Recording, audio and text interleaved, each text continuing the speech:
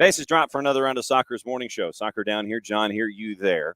It is our first weekend whip-around of the Major League Soccer season.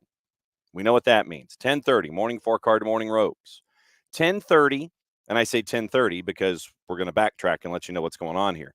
10:30, it's going to be a lightning round of the weekend whip-around. So patent pending, trademark coming sooner, hopefully rather than later. We'll take you through all of the matches this weekend, all the fun facts, all the stuff, all the juice boxes. We'll get you into that, and that'll happen at 10:30 because at 10 o'clock, Kevin Egan set to join us, the new host of MLS 360 on Apple TV. It's going to be great to catch up with Kevin, get his thoughts on the season, his thoughts on the new gig, and what he's looking forward to the most, what are his storylines as we go into the 2024 season. And we have to obviously ask Kevin about Atlanta United and find out what Kevin has in mind for Atlanta United this season with all of the change, everybody coming in early, and going to Columbus. So a tough first task, say that 10 times fast, for Atlanta United.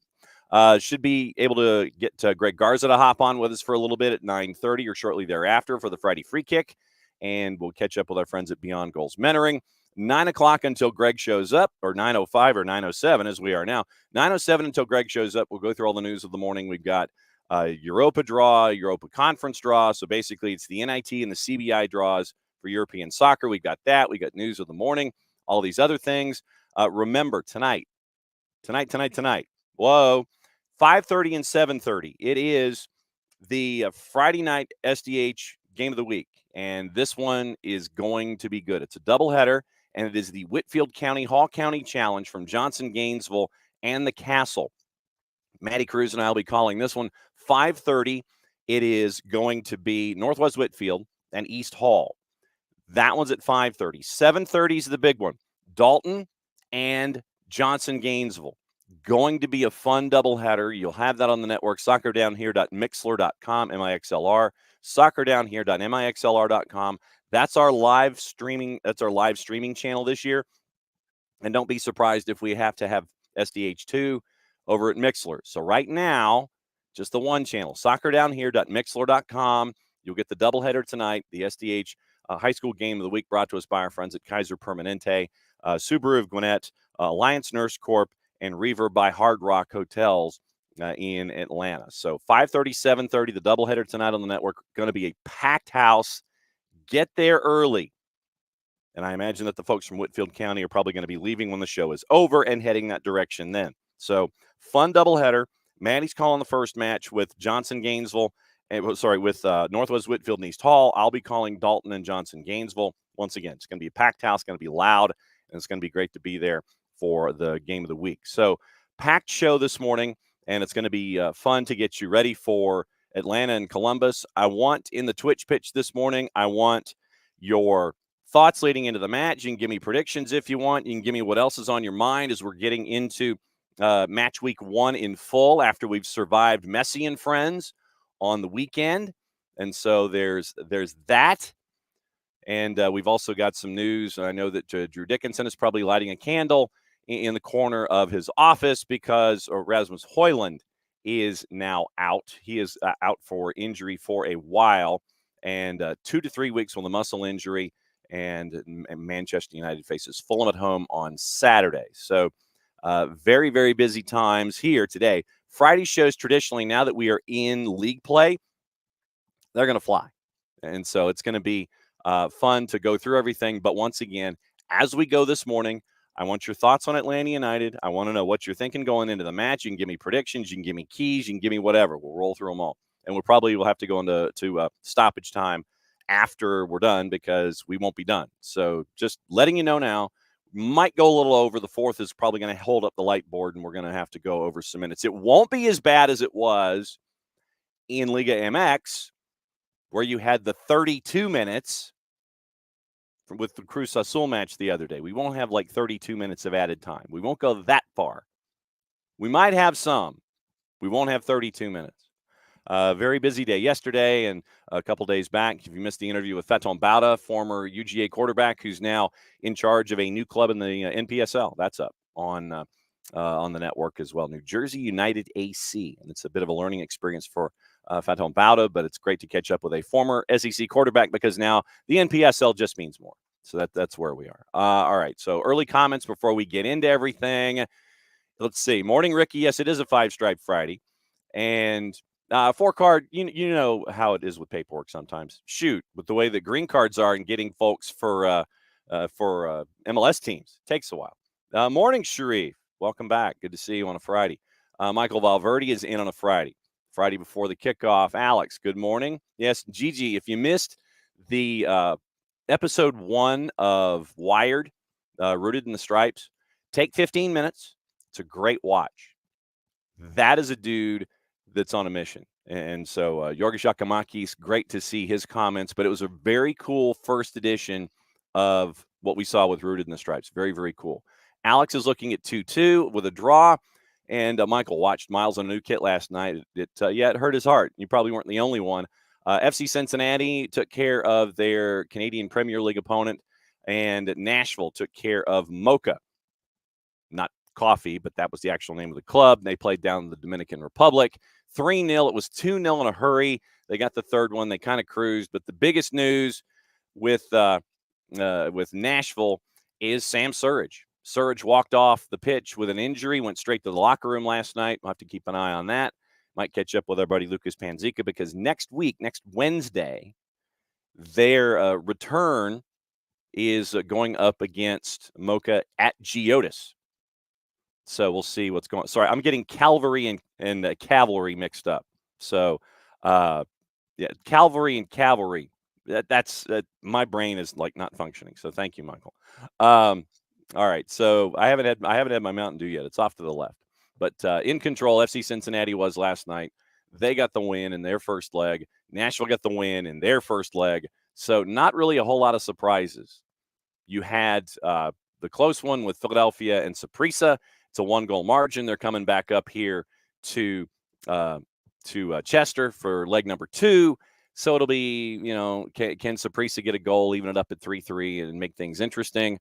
Or because, remember, with the current set of officials that we have in Major League Soccer, all of the new rule changes, they're not happening yet.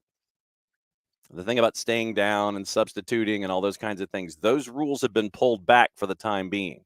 So we're back to the old system, the old teams, all that stuff. So there it is. So the old rules are in play. So we'll see what happens this weekend when it comes to Major League Soccer and what happens with all of that. Ricky was also thinking a draw. Niall didn't know about Shonday losing both of his parents. I did not know that either as a part of the storyline. So once again, go see Rooted in the Stripes. Very, very cool. First edition. All the stuff that the Atlanta United social media team is pumping out is incredible material. And when you see how open and honest the conversations are, and the sharing of stories and information, I mean, it really does make you appreciate these guys that much more. So grab the content. Go to the YouTube channel. It's probably the easiest place. Atlanta United's YouTube channel for all the content that they're pushing out here at the beginning of the season. Very, very cool stuff. But yeah, Rooted in the Stripes, 15 minutes, episode 1. It's worth your time.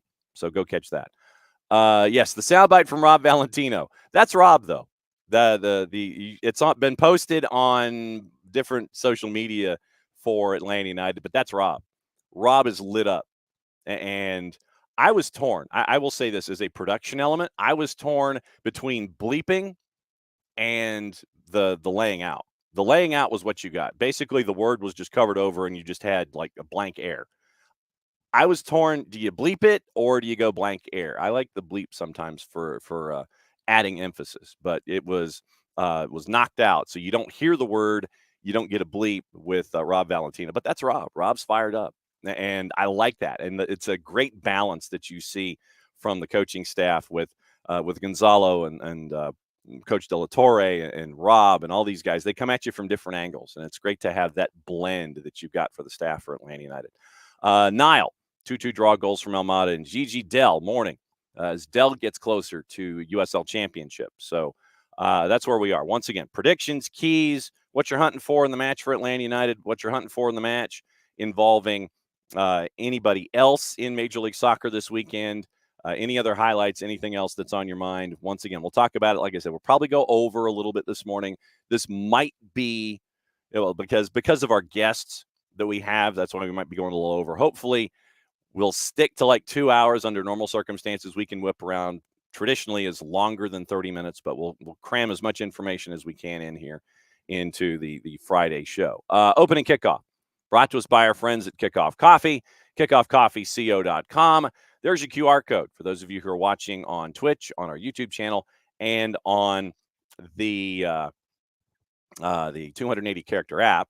Once again, that's your QR code. Thanks to Abby for making the QR code better than anything I could have ever made. So that's your QR code. You click on the QR code, go to Kickoff Coffee and kickoffcoffeeco.com. What you do there is then you use the code Soccer Down Here 15, Morning Harry, and you get 15% off your purchase with Kickoff Coffee that I'm fairly certain that Michael Valverde is sampling as he's listening to the show this morning. They, in turn, take 10%. Our friends at Kickoff Coffee, they take 10% reinvested into youth games, youth initiatives from our friends that they have earmarked. So very, very cool stuff from our friends. That's the QR code from our friends at Kickoff Coffee and kickoffcoffeeco.com. Okay, now this is where we do the housekeeping and come up with the stories. Okay, we talked about what's going on at 5:30 and 7:30 tonight. Remember, 1 o'clock, 92.9 The Game, pregame show with Abe and Garrett. They'll be with us Monday morning at 9:15.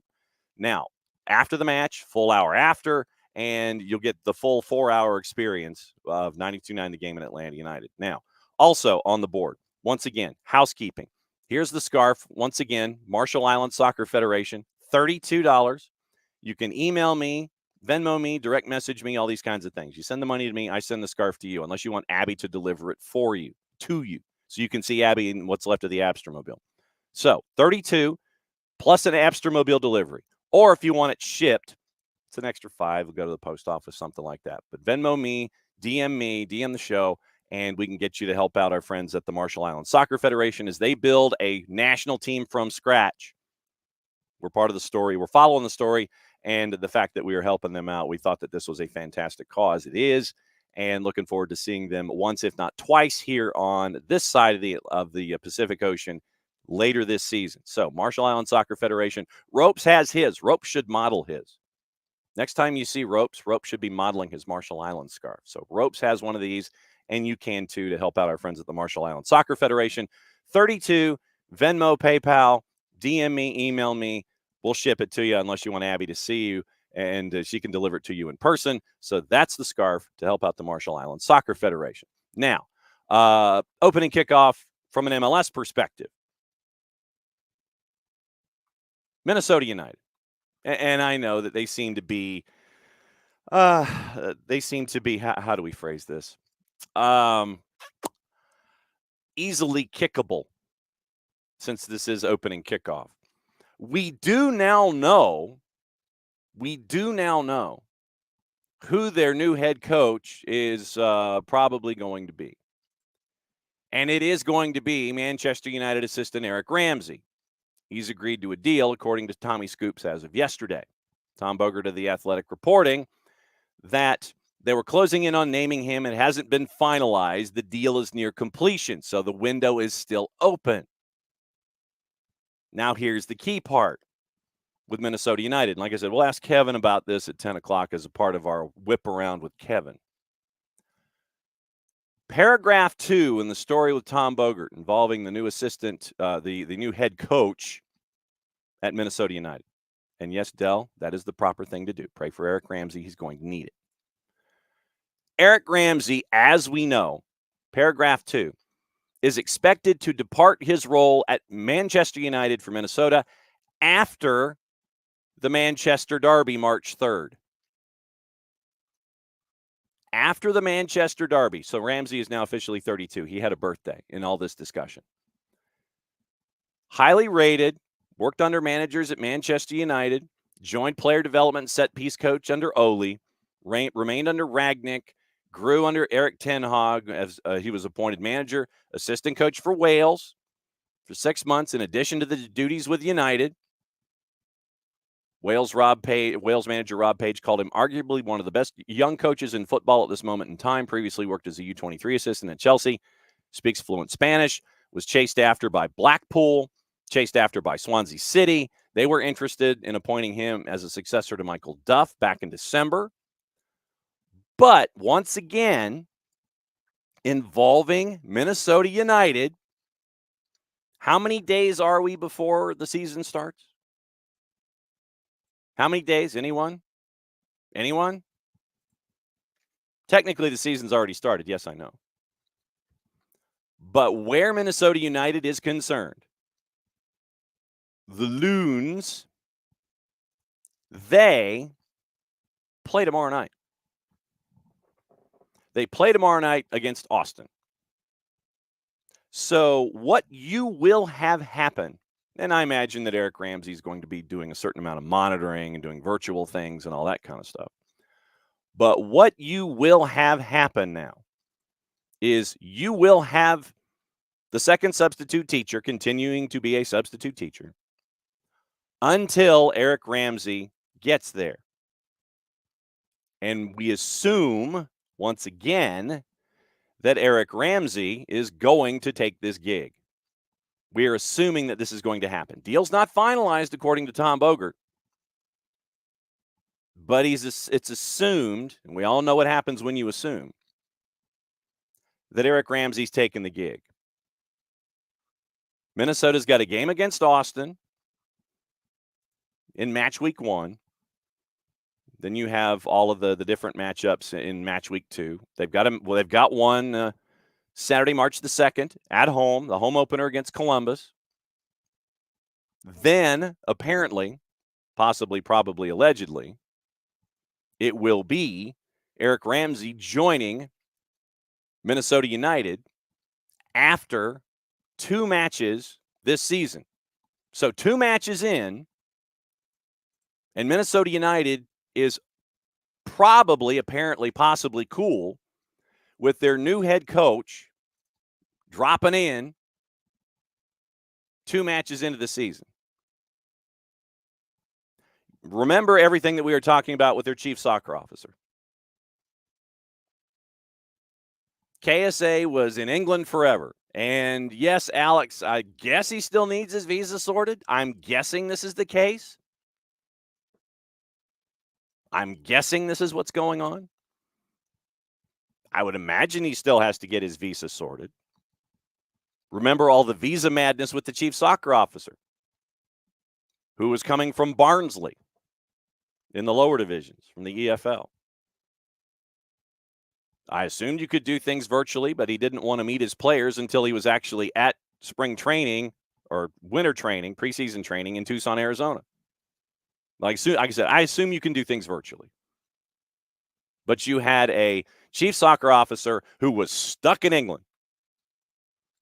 And you now have your possible, probable new head coach who is coming from the Premier League, who will be joining you possibly, in theory, according to Tom Bogert, after match week 2. So 2 matches are done, Austin and Columbus for Minnesota United, and then Manchester Derby happens on that Sunday, March 3rd.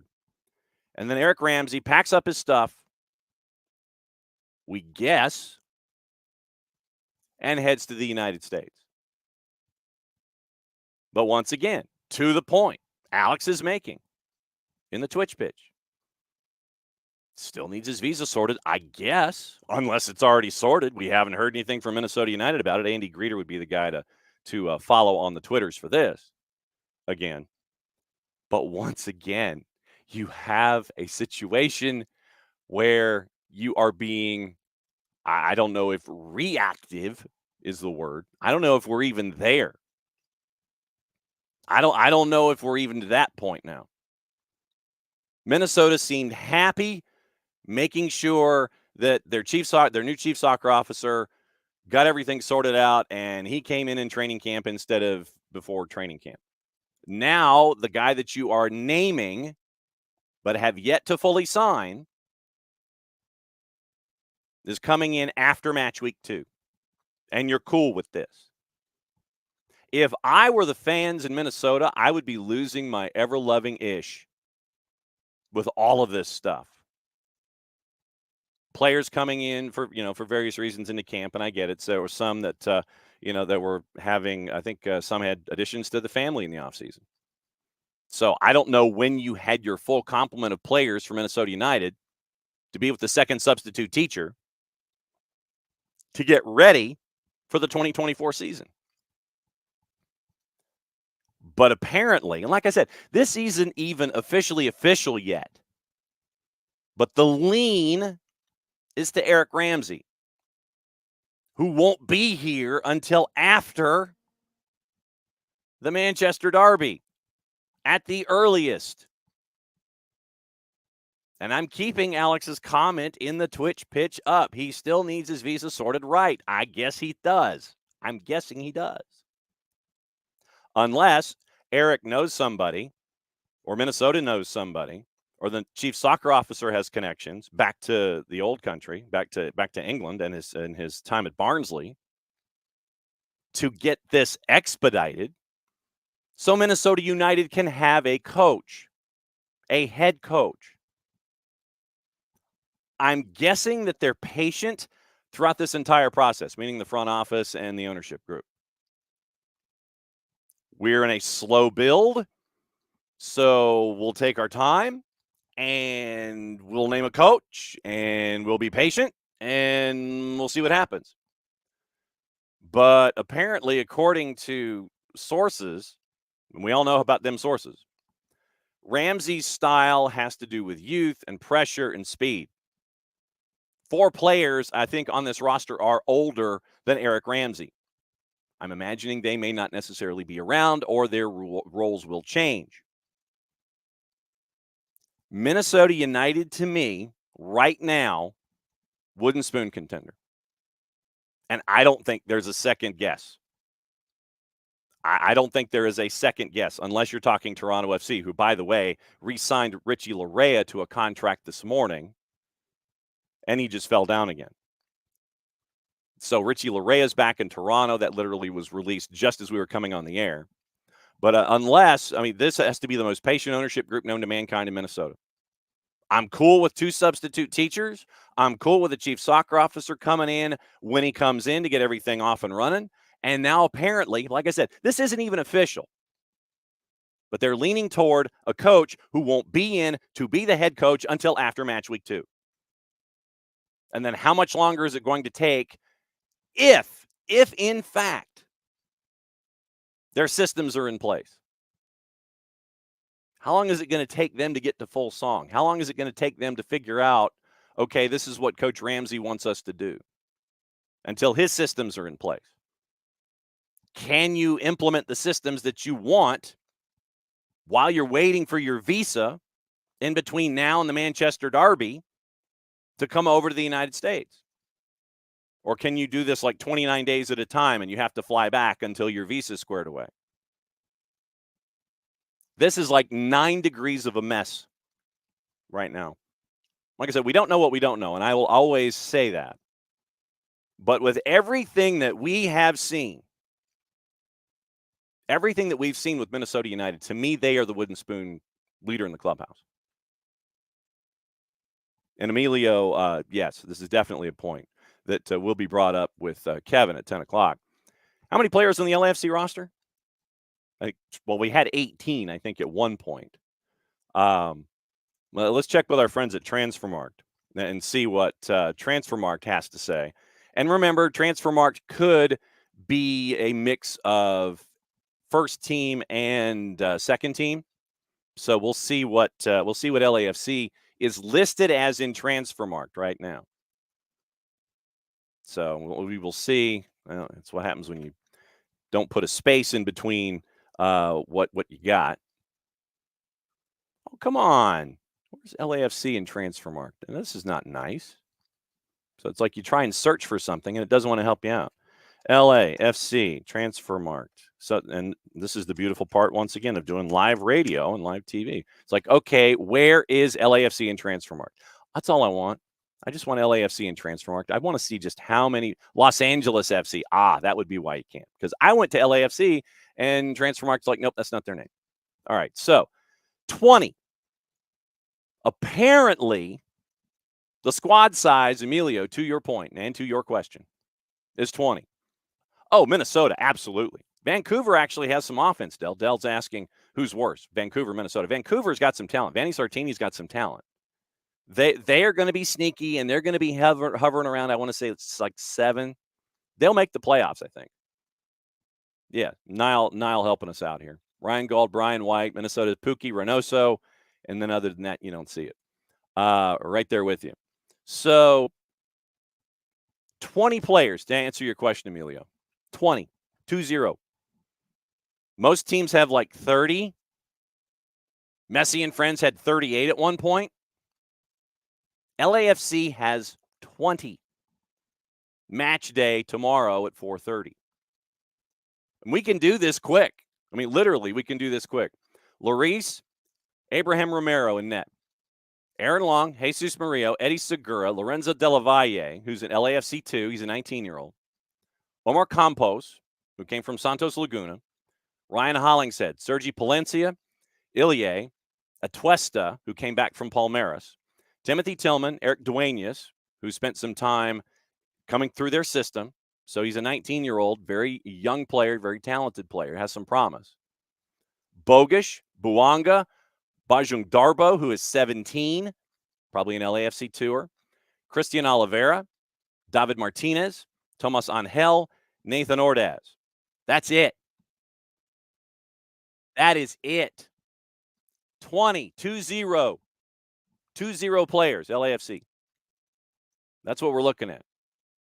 That was a rather elongated opening kickoff, and I apologize for that. But we went down the roster rabbit hole, and we have some questions in the Western Conference. Kevin Egan joining us at 10 o'clock, and we will discuss things there. But since it is 9:30, a little after 9:30, on time as always, I'm the one who's always running late.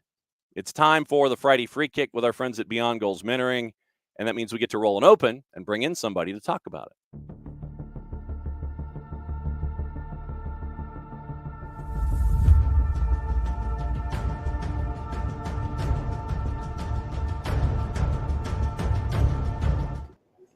Greg Garza. Good morning. Man, it is pre-match day 1. Are you celebrating appropriately as someone who follows Atlanta United? How are you celebrating match day 1? I don't have Apple TV, so I won't be able to watch the games. But it'll be on the free side. It's because it's a 2:00 start. Oh, no way! Yeah, it's a 2:10 start. So this is tomorrow.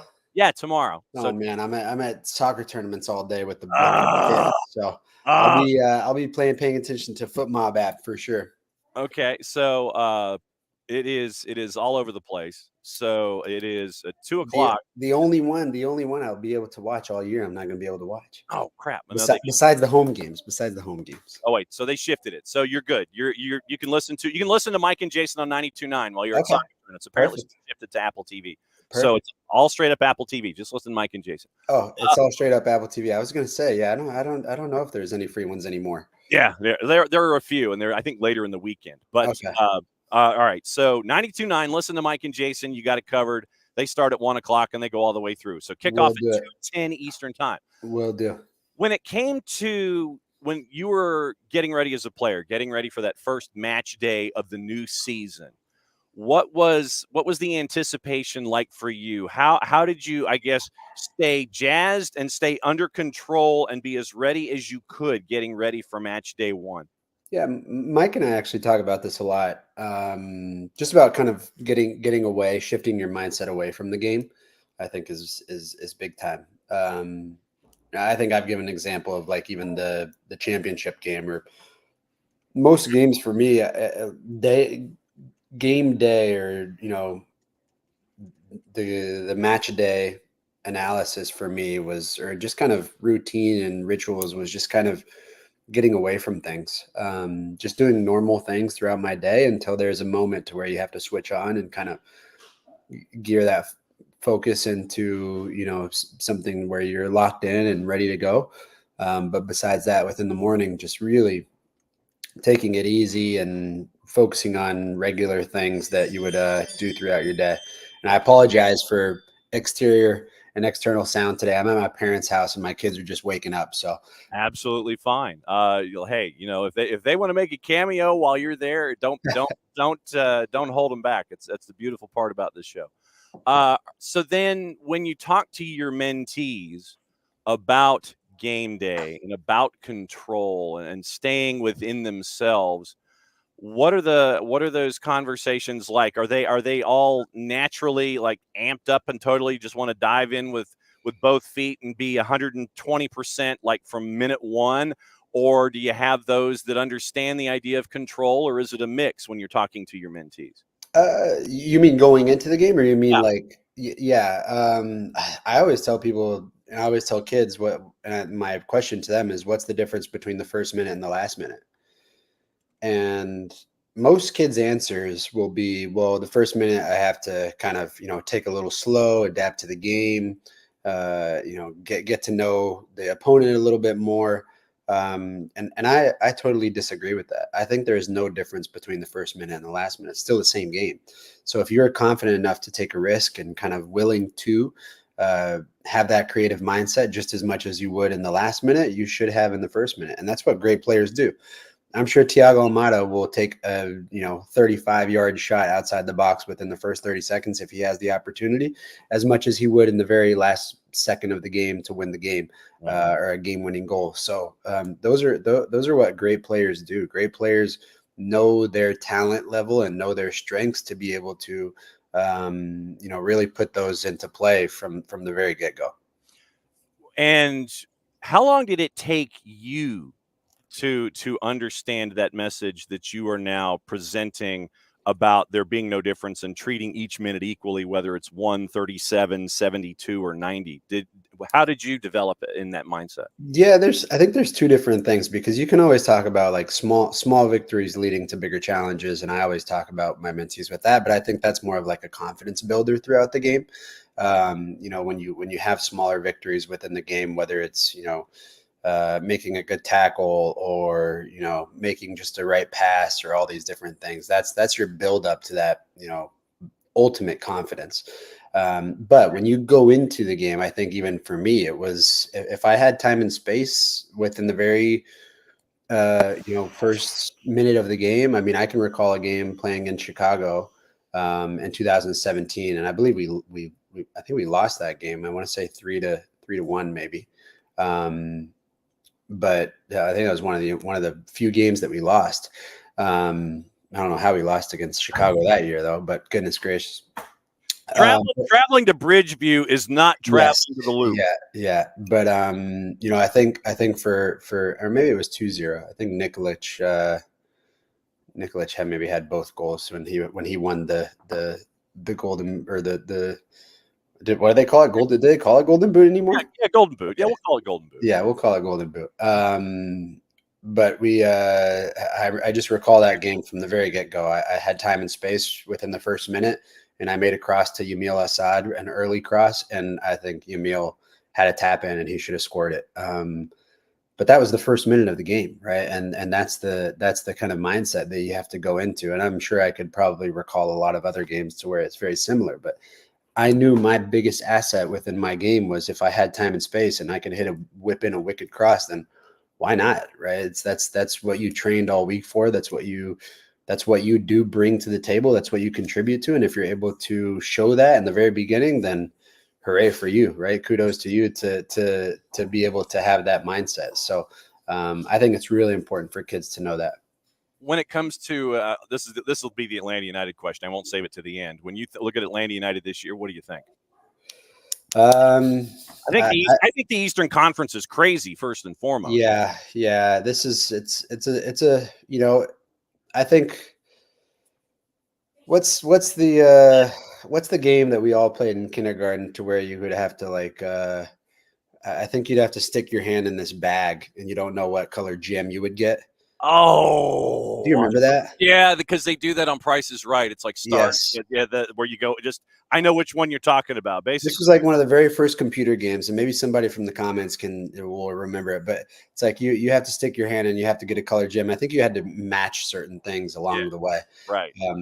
That would be my definition of Atlanta United this year. I don't know what color gem we're gonna get. I don't know how many we're going to match up, but if we are able to, then I think you have a really good year. But it just depends on kind of matching all those gems up. I think we do have a lot of gems within the team. We have a lot of great players and a lot of great talent. But I mean, I can just look back at when I played for Atlas, right? I didn't play much because of my injury, but every single guy on our team was starting on their national team, and we had a terrible year. And I'm not saying that's going to be what Atlanta United is, but I'm just saying that when sometimes there's much more that's under the surface, of understanding the chemistry and the bonds that you have within it all. All right. So our Dell, who watches from Charleston, South Carolina, he says, do you still play at all? And would you play in TST? I did pick up for a little bit. And just the body is not where it used to be. I think I can still perform, but no, I have been asked to play a lot on a lot of different teams for TST, and there's no way, no, thank you. I like anytime I would play pickup or anything, it would be for absolute fun and not competitive whatsoever. So I'm still a very competitive person when I play baseball outside with my kids and two-hand touch and never let them beat me, but actually playing against other adults in something competitive, no thank you. I did that way too long. No doubt. One of the things that has been a topic that you and I that I've wanted to discuss here in this segment is your take on the four selves. And it's been something that we've kind of glossed into. Last time you were on, you gave the headlines, and it's one of your key distribution points, I guess, one of your key phrases and one of your key thought patterns when it comes to mentoring. And so I wanted to get the four selves finally on the table and discuss it this morning because I thought it was a really cool thing that you do and break down the four selves as a part of your whole mentoring experience. Yeah, let's do it. I have a few sessions today, and I will most likely use it on a lot of the kids. It's my favorite exercise that I think we've created, particularly for me, most definitely. And I apologize again for the dog. It's all good. But I think it was these four selves were not something that I came up with. These are something that were given to us by the U.S. Soccer head scout for youth, who was a coach of mine when I was a kid with the under 15 national team, and kind of saw me grow as a player and go through the whole entire U.S. soccer system, and then ultimately have success there as well. But I decided to create an exercise with it. And it allows, and I think it's great for team bonding. We use it with our teams now. It allows people and players to be interactive and understand the value of each and every self, and gives them a chance to kind of really understand what these selves mean to them and how it can apply to them. And I always tell them these four selves you need, and if you are going to be successful in absolutely anything that you do, and it doesn't matter whether it be soccer, it can be school, it can be anything. So first and foremost, the selves, I believe I gave them to you last time. You have self-belief, self-discipline, self-assessment, and self-regulation. Those are the four selves, and I always go within that order right there. So self-belief, self-discipline, self-assessment, and self-regulation. Okay. And so I'll usually ask every player for them to paraphrase. They have to paraphrase what self-belief means without using the word belief or believe in their paraphrase. And we'll always work together. We'll always work together. 1 second, Bubba. we'll always work together, coming up with as many as we can. Or well, we have somebody who wants to say hi. It's all good. Bring them in. Say hi, Bubba. Hi. Hey, your dad is making me smart. Okay, go with Gingy. So anyway, so with self-belief, if I was to say having faith in myself 24/7, 365. There you go. Right. So one example there is I just even breaking it down, right? Faith in your talent. Right. And so you can take that in so many different ways, right? It's like if there's a kid who I know might have a religious background and I know that they're religious, right? And I can be able to build on that with that faith, right? It's like God has given you a talent, right? And he has faith in what he's put into your body and your talent So why wouldn't you be able to have faith in that as well? Something that I think sticks out to me is just trust in your ability, right? So having trust in your ability, that's another thing, that's self-belief. You trust in the ability, right? Another thing that kids come up with, and you and I would come up with just as many as we can. Some kids say just pure confidence, right? Pure confidence. Other kids might say the ability or willingness to take risks. That's self-belief, right? When you have self-belief, you'll take risks. You can say willingness to make mistakes. Doesn't matter if you make mistakes, you still believe and have trust in your ability. You have faith in your talent, all these different things. You can build back into what it truly means. I've gotten some with some basketball players who will most likely go to a D1 school, but kids that we mentor in other sports. And it's so interesting to see what they say as well.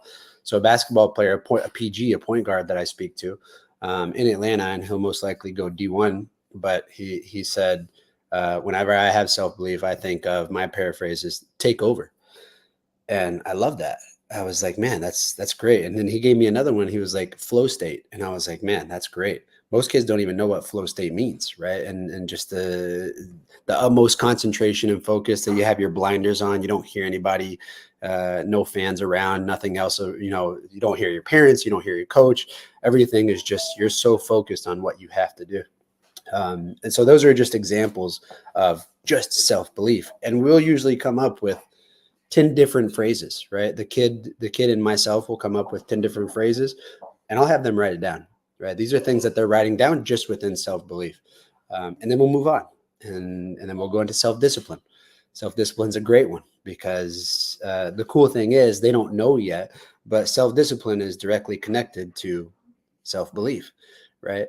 Once they come up with all these self-discipline of, creating good habits, or creating routines, or doing what's right, or making the right decisions, willing to do the extra, put in hard work ethic, all these different things that they come in with self-discipline, you allow them to realize, well, man, if I do all of those things throughout my week, if I do all those things at all times, then heck yeah, I should have trust in my ability. Heck yeah, I should have faith in my talent. That's the coolest thing about it, is that these kids start to realize that they're coming up with their own paraphrases of what they believe is correct within those four selves. And that's what it's all about, right? And then you can break into, self-assessment, which I love, because most kids at all ages, and even us as adults, right, we usually point the finger. And I always tell them, man, I'm guilty of this, of being, even as a pro, where after the game, I'd be like, oh my gosh, dude, like Parky had such a crap pass, man, that one play, and just like completely. And you can use their lingo, right? And kids' lingo these days is, man, Parky was trash. Parky sold the game. Parky sold. And that's kids' lingo these days. He sold it. And every single one of them would be like, oh my gosh, like you could just see it in their face. I do that all the time, right?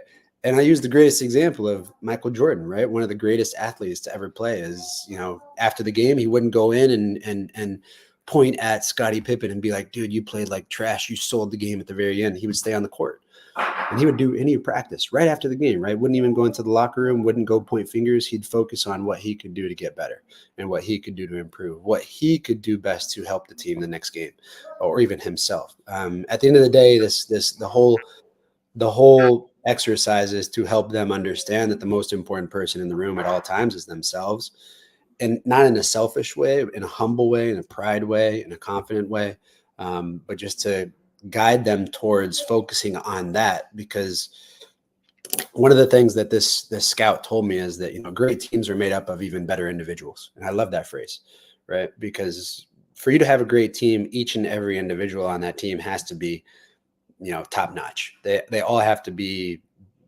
they all have to have these four selves within themselves, right? To be able to give to the team. And so I think, that's super, super important within that self-assessment as well. And then you move on to the self-regulation. And it's just helping them understand, right? What sometimes with most kids, it's just helping them understand what regulate means, right? What is regulation? What is control? What is finding a balance? What is all these different things that go within regulation? And you get so many cool and wicked answers that are that make me learn as well, because some of these kids are so smart, man. It's and sometimes I'll have my mom visiting, or I'll be here and I'll be doing the exercise, and my mom would just look at me and she'll be like, "Oh my god, like these kids are so smart. They're super intelligent." It's really fun watching a lot of these kids come up with their own phrases. Well, and you mentioned self-regulation, and when it comes to self-discipline, self-assessment, one of the things that I know that we all do, and we even do it as adults, is sometimes, we'll point the finger outward, but I think a lot of times we'll point the finger inward, and too much pointing inward unnecessarily. It's like we'll put too much of the burden on ourselves in a team, if in a team event and something happens and we take it too personally. I think that there are times when that happens. How do you regulate or gauge when someone is pointing at themselves when it comes to self-assessment, and they're pointing at themselves too harshly, to have them understand that you can do that, but there's a balance in pointing at yourself and doing it too hard to where it's detrimental to your growth? And that's where they come into pairs, that self-belief and self-discipline. And you even just gave your own answer, is that the self-assessment and the self-regulation also come into a pair, right? It's okay to be hard on yourself, but there has to be a sense of regulation. There has to be a sense of control, not too much, but into a way to where you are always improving. And I think that's where we get to use a lot of our other slides and a lot of our other things that we use within our exercises, is that the pathway to success will have those divots, they'll have those plateaus, they'll have those dips, they'll have those mountains and valleys you have to either go down or climb up. And that's where your control and your regulation, I think, comes into play. And then I'll usually ask them, like, what are the things that you can control, right? What are the controllables? What does that mean? And it allows them to also kind of make another tab and write those things down. And it just serves as a reminder, right? I think it ultimately serves as a reminder for them to just have internally, but also something that they have on a piece of paper, whether it's in their phone. And I always just continue to reiterate, right? These are not things that I've come up with. These are things that the head scout of US Soccer, these are the only things that he looks for. He could care less how talented you are, right? Because talent, a lot of people have. A lot of people have a lot of talent, but not everybody has these four selves. And so, I always make them understand that, these four selves have nothing to do with soccer, but they have everything to do with soccer, right? And it's not being an elite player, it's about being an elite person, right? Having an elite personality is so much more valuable than being really good at something. And those four selves are people who have elite personalities. And the coolest thing for me at the end of every time that we speak about it is that I always ask them, if let's say, I know your dream, right? I know everybody wants to be a professional soccer player, right? But between you and I, we can be very honest, and we know that we know that percentage, right? So it's I asked them, well, what else would you like to be in life, right? And some kids will say, well, I want to be an engineer, or I want to be I want to be this, or I want to be an entrepreneur, I want to, and I ask them to go over each and every self again. And I tell them, because you and I are giving all these different things, all these different examples, and these paraphrases within on the things with on the field, right? And now I want you to look at it from a different lens, from a different perspective. What if you want to be an engineer and you want to invent something really cool, or build something really cool, or something that's going to change the world? Think about how these four selves come into play for you. You still need to have self-belief. You have to trust in your ability. You're going to have discipline for you to be successful within that realm. You're going to have to, you need the self-assessment to be honest with your performance, or be honest with what you're making over and over again. And then you have to regulate those, like you said, those emotions, the behaviors, all these different things that come into play there as well. One of the other things that you mentioned, and it's been an underlying point in a lot of our conversations, has to do with habits, and setting habits and locking them into place. And we're not just talking about when you're out there at practice or when you're doing drills in the backyard or banging a soccer ball off the side of the house. It's when you get up in the morning and something as simple as making your bed every single day to get you off on that right foot of completing a task out of the blocks as a habit and creating good habits wrapped around that idea. And what you just said right there is something I ask every single mentee if they make their bed.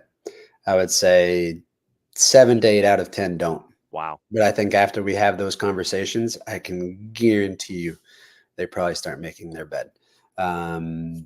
Because I always tell them, I think, and Parky is like the 0.0001% that doesn't make his bed, because I roomed with him before, and I know that's just something that he doesn't do. And I think that comes from his wife. Because I think one time we visited a long time ago, and we took a tour of his house or whatever in Atlanta. They had redone everything, and she said, "Hey, we don't make beds. What you came out of is what you crawl back into, right? It's perfectly fine. Everything else was like unbelievably clean and very perfect. But the one thing that stuck out was, and I'll always remember, it was just beds not made. But I always tell kids, I said, don't look at Parky and think it, because he's extremely organized and has great routines. But I always say, I think 99.99% of pro soccer players and pro athletes probably make their bed. And I just think it has everything to do with what you said. Creating good routines and good habits leads to, I know if this guy makes his bed, that he's most likely to stay after practice and do a stretching exercise that's going to help him, right? Because he's starting off in a great way. And I know those good habits lead to great habits on the field. And I even use, and most kids by now have seen the David Beckham documentary, and I think you and I have talked about it before, right? Is how OCD he was and how kind of crazily clean he was, which was insane to me. I mean, I did a lot of those similar things but I mean, he was just completely over the top. But it just made me think, while I was watching it, I was like, man, that has everything to do with him on the field as well. Mhm. I guarantee you he has great habits in the locker room, or great habits with understanding what is right for his body, et cetera, that probably made him as successful as a player that he was. So I think it's good kind of using those examples for kids to understand, and realize that those things can make them better. All right, 2 more questions because we got you to the top of the hour. Yep. Kevin Egan coming in behind you to talk about MLS season.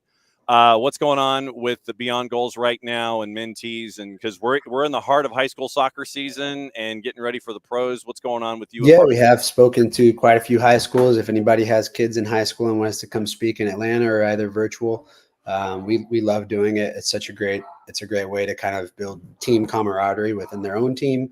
And also hear from 2 guys who have had a lot of experience and been able to change the mindset of a lot of kids out there. And then we have our first video defenders workshop this Sunday, for kids of all ages, and will be a recorded Zoom call, but also a Zoom call where it'll be live. So we have quite a few kids that are all signed up and registered for that, and it'll be it doesn't matter who, it doesn't matter what age. We're going to go through so many different clips that will be awesome. Just kind of get the basics, because I think you go through your team trainings, and sometimes you don't get that kind of individualized and personalized way of how to look at the game differently, or just how to learn certain things.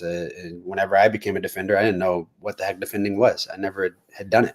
And I became a defender as a pro. So it's, one of those things that if you take the time and you start to kind of watch clips and watch games and other defenders make mistakes, which is cool, because we'll implement both of those things. And we'll give time for some feedback with those kids. What do you think went wrong here? What do you think? And allows them to kind of build that soccer IQ. So this is a new idea that we came up with, and we'll probably do it every week. But our first one is this Sunday, so we're looking forward to it. All right. So then your last question might come from Kevin Egan. Kevin Egan. Kev. What's up, Greg? Top of the morning for you, buddy. You're too busy traveling to New York. Huh? Yeah, you're already storms over there, or what? I was doing a lot of traveling right now, but I mean, you're probably already diamond medallion for 2025, huh? Yeah. That's the truth. I do value my diamond medallion status. Yeah, I'll there tell you you go. that much. There How are you you go. keeping? All is well. How about yourself, man? Yeah, good. Excited to take off to New York today and There you kicking go. off the new role hosting MLS 360 That's on Apple awesome, TV. man. So buzzing to get going with that tomorrow. Congrats, man. Congrats, man. That's Cheers. awesome stuff. I'm happy for you, man. Let's catch a game this year. Let's get to one of those Sunday Atlanta United games, That please. sounds good to me, man. I might have my kids, and I just go to the game so I can walk around with my youngest, who just appeared in the show a little earlier ago. But we probably it's so funny because I'll always go back and forth from whether it's the bathroom, get more Sour Patch or popcorn, or find Chick-fil-A. Yeah. Not on Sunday, but I always feel like the security guard. He always. I think in the very beginning they're always like, man, this poor guy. Like, this guy, all he does is just take his youngest son and walk back and forth up and down the stairs. And then I think once people start taking pictures with me, he then realized, and I always tell him, dude, don't worry, man. I've seen way too many games. I'm okay with doing this, because I think he's probably thinking, man, this poor dad, he's missing the whole entire game. And he's like, look, I always tell him, look, man, I'm here for these little guys, man. These guys watch. I don't need to watch any more games, man. I'll go home and watch some baseball tonight. So Love it. It's always fun, man. Love it. Well, delighted the family are well. John, sorry, we're having our own chat here. It's apologies, all good, brother. No, it's Beyond Goals Mentoring at BG Mentoring, the Friday Free Kick with Greg, and Greg is going to go now have breakfast with the family because he's. We had early morning donuts this morning, man. So we're good. Parental units. All right, Greg. We'll catch up with you in a couple of weeks. Be well, my friend. Take care, you guys. Cheers, Greg. See you later, bud. Greg Garza. He's saying 9:30. It's either you come on, and it's either Garza or Parkey on an alternating week basis. We talked about everything going on with Beyond Goals Mentoring, and get to catch up with them. And it was a great conversation this morning. And so, by the way, that's Kevin Egan, who is now with us, the new host of MLS 360 on Apple TV. Oh, question from the Twitch pitch, by the way. Ropes wants to know if you can help get Greg Garza Apple Plus TV, because he doesn't have Apple Plus. It's not my problem, John. Greg's a big boy. He can figure it out, you know? Anyone else out there struggling to get it?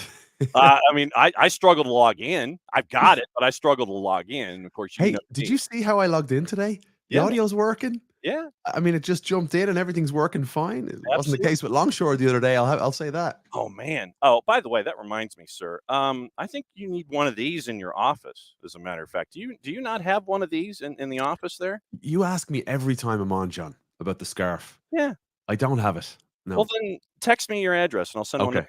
I'll get it done. Thank you. I appreciate that. And we also, by the way, we have a Marshall Islands Soccer Federation fundraiser going on, too. So we are doing scarves for the Marshall Islands, the last country on the planet to have a national soccer program.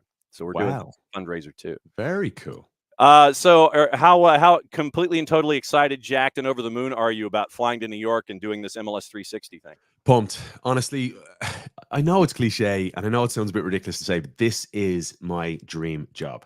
This is it. I mean, in studio, bouncing between the games, all the goals, the action, the red cards, yellow, whatever the storylines may be, for us to be able to bring that energy and enthusiasm and knowledge, hopefully, and have the fans along with us and just make it a fun show. That's the goal here.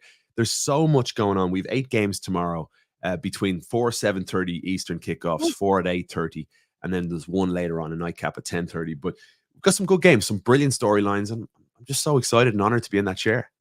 When it comes to storylines, I know obviously numero uno has to do with Messi and friends. And you know, we talk about them, and they survived on the midweek going up against RSL.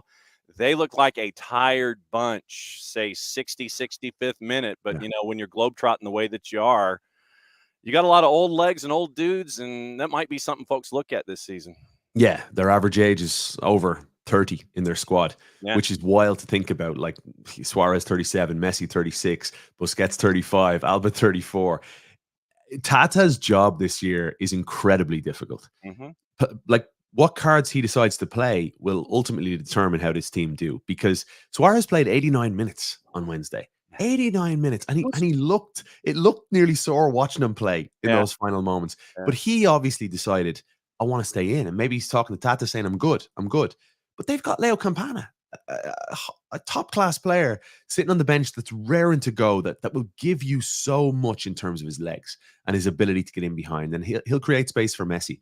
But Messi and Suarez are best buds, and they have a telepathic relationship that will lead to so many goals this season.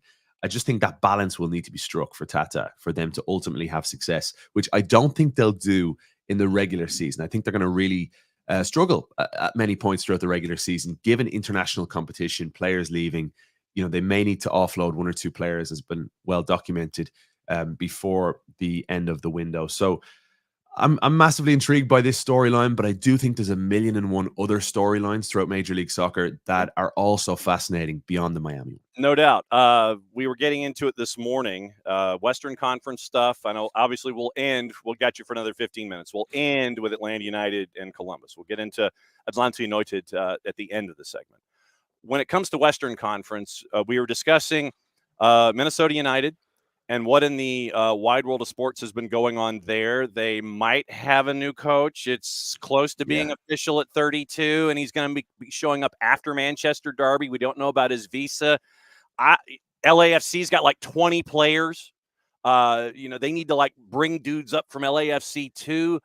What are what are like 2 through 5 when it comes to your other storylines this season that you're staring at? I think Dallas, when you're talking simply West for now, for me, Dallas look like a really good team that are going to surprise many this season.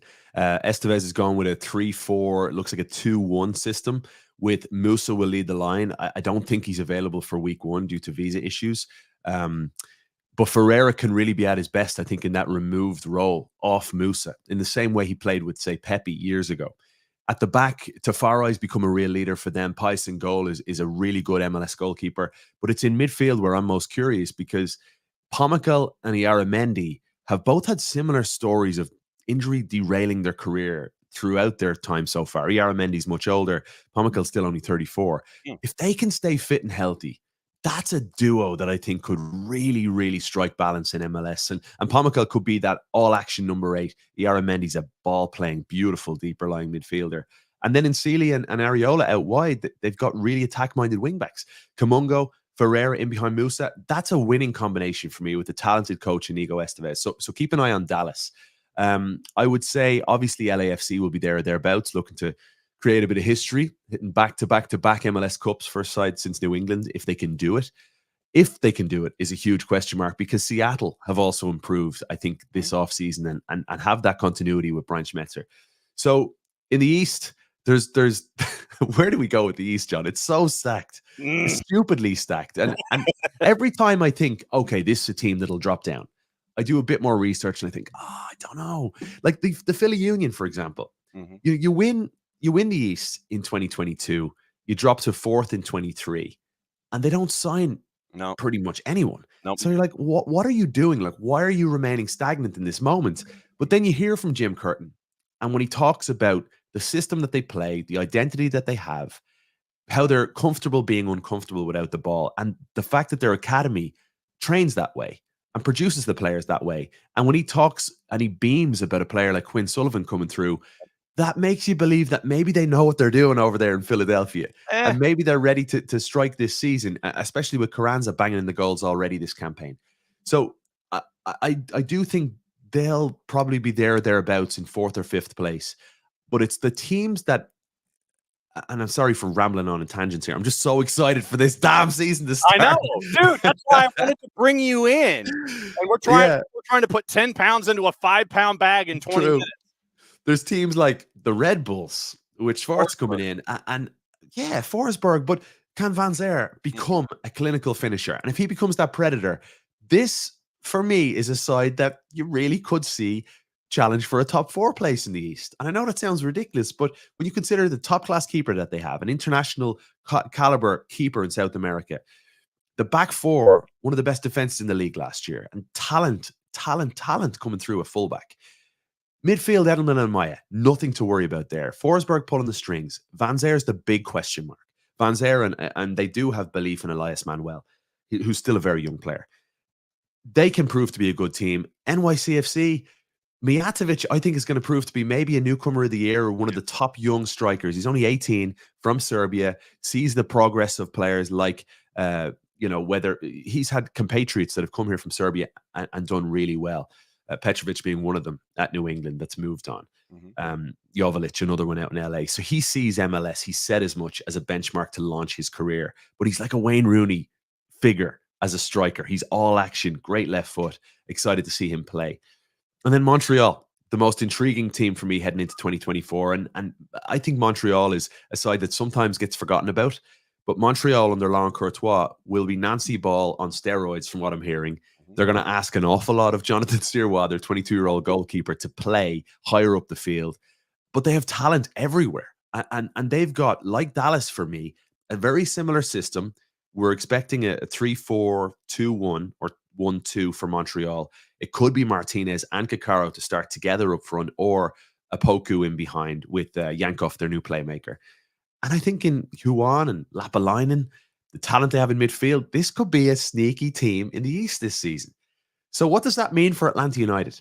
It means, I think, that in the East, teams are going to be taking points off each other all the time, making a Supporter Shield candidate from the East even more difficult. Whereas you could see a Seattle, LAFC, or even Dallas challenge for the Supporter Shield out West. Yeah, I mean, Seattle with the De La Vega signing, I know that you're looking at newcomer of the year there as well. And I'm looking forward to seeing Seattle. Portland is intriguing because of the coaching change and how things are going to, how the keys turn over there when you start that car. Yeah. I mean, I'm St. Louis for me, all caps. That one for me is intriguing, and so is Cincinnati, the two teams that finished on top last year.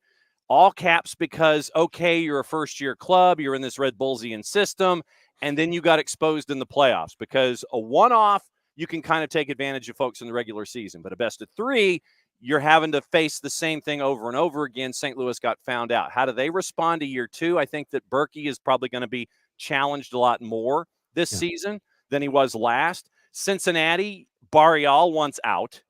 He's gone. No Brandon Vasquez. Yeah. That probably puts more pressure on Lucho Acosta to get things done, and probably by default as an MVP candidate if Cincinnati is going to repeat and do what they did.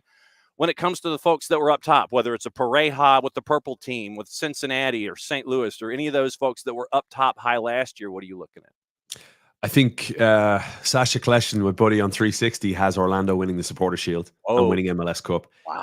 He thinks they're that good, and I don't disagree with him. I think they've added in really key areas. There's some question marks for me on Orlando. It's not with the goalkeeper, and it's not with the back four, and it's certainly not with the two in central midfield in Araujo and Cartagena. Further forward, where does Martin Ojeda fit in this lineup? Now, with Nico Ladero is playing some great stuff and available, and he's become, apparently from people I've chatted with that are part of the team in Orlando, he's been an infectious presence in this team. You add Luis Muriel and his compatriot Oscar Perez as his coach. Can he get a tune out of Muriel, who is a ridiculously talented footballer? Yeah. I think that they're pretty stacked. Angulo sticking around.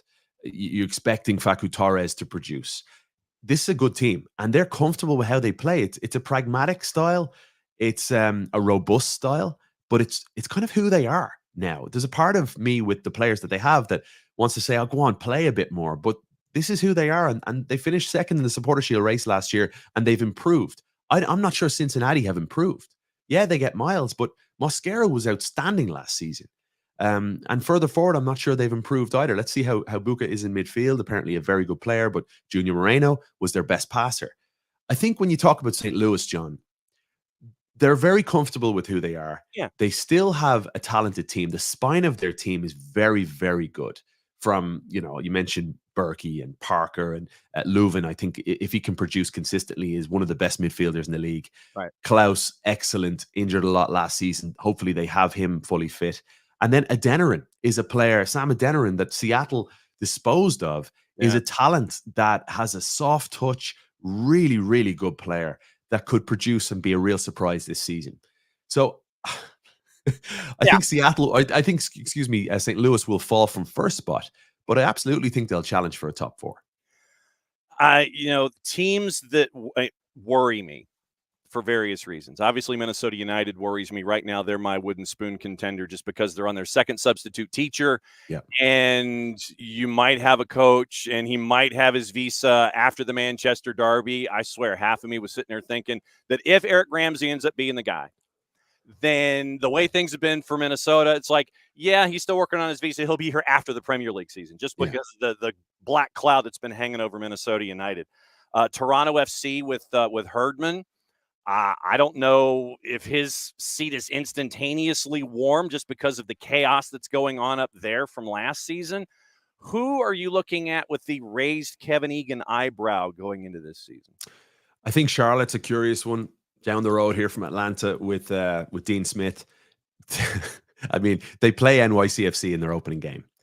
It's fascinating to me because NYCFC last season came into the year very similar to the way Charlotte are this year, in the sense that they didn't have Sands, they didn't have Santi Rodriguez, they didn't have Munsef Bakrar, and they had a short squad that Nick Cushing was saying we need help, and they eventually got it, but it came at a cost. You know, a slow start to the season meant it came at a cost.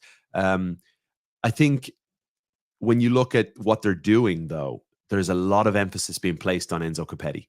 And Dean Smith can have a special relationship like he has with lone strikers in the past. Ollie Watkins is a great example. Tammy Abraham, Las Vibe, when he was at Brentford, produced for him too. And I think Dean Smith will simplify things. I've spoken to one or two people. One of the assistants there was saying how wonderful Dean Smith has been with the entire organization. And I think he's a people person, like Tata was in Atlanta. Dean is a people person that will get the best tune out of people. And so that's a really interesting game for me tomorrow, Charlotte, NYCFC. In terms of concerns, yeah, Minnesota, a concern.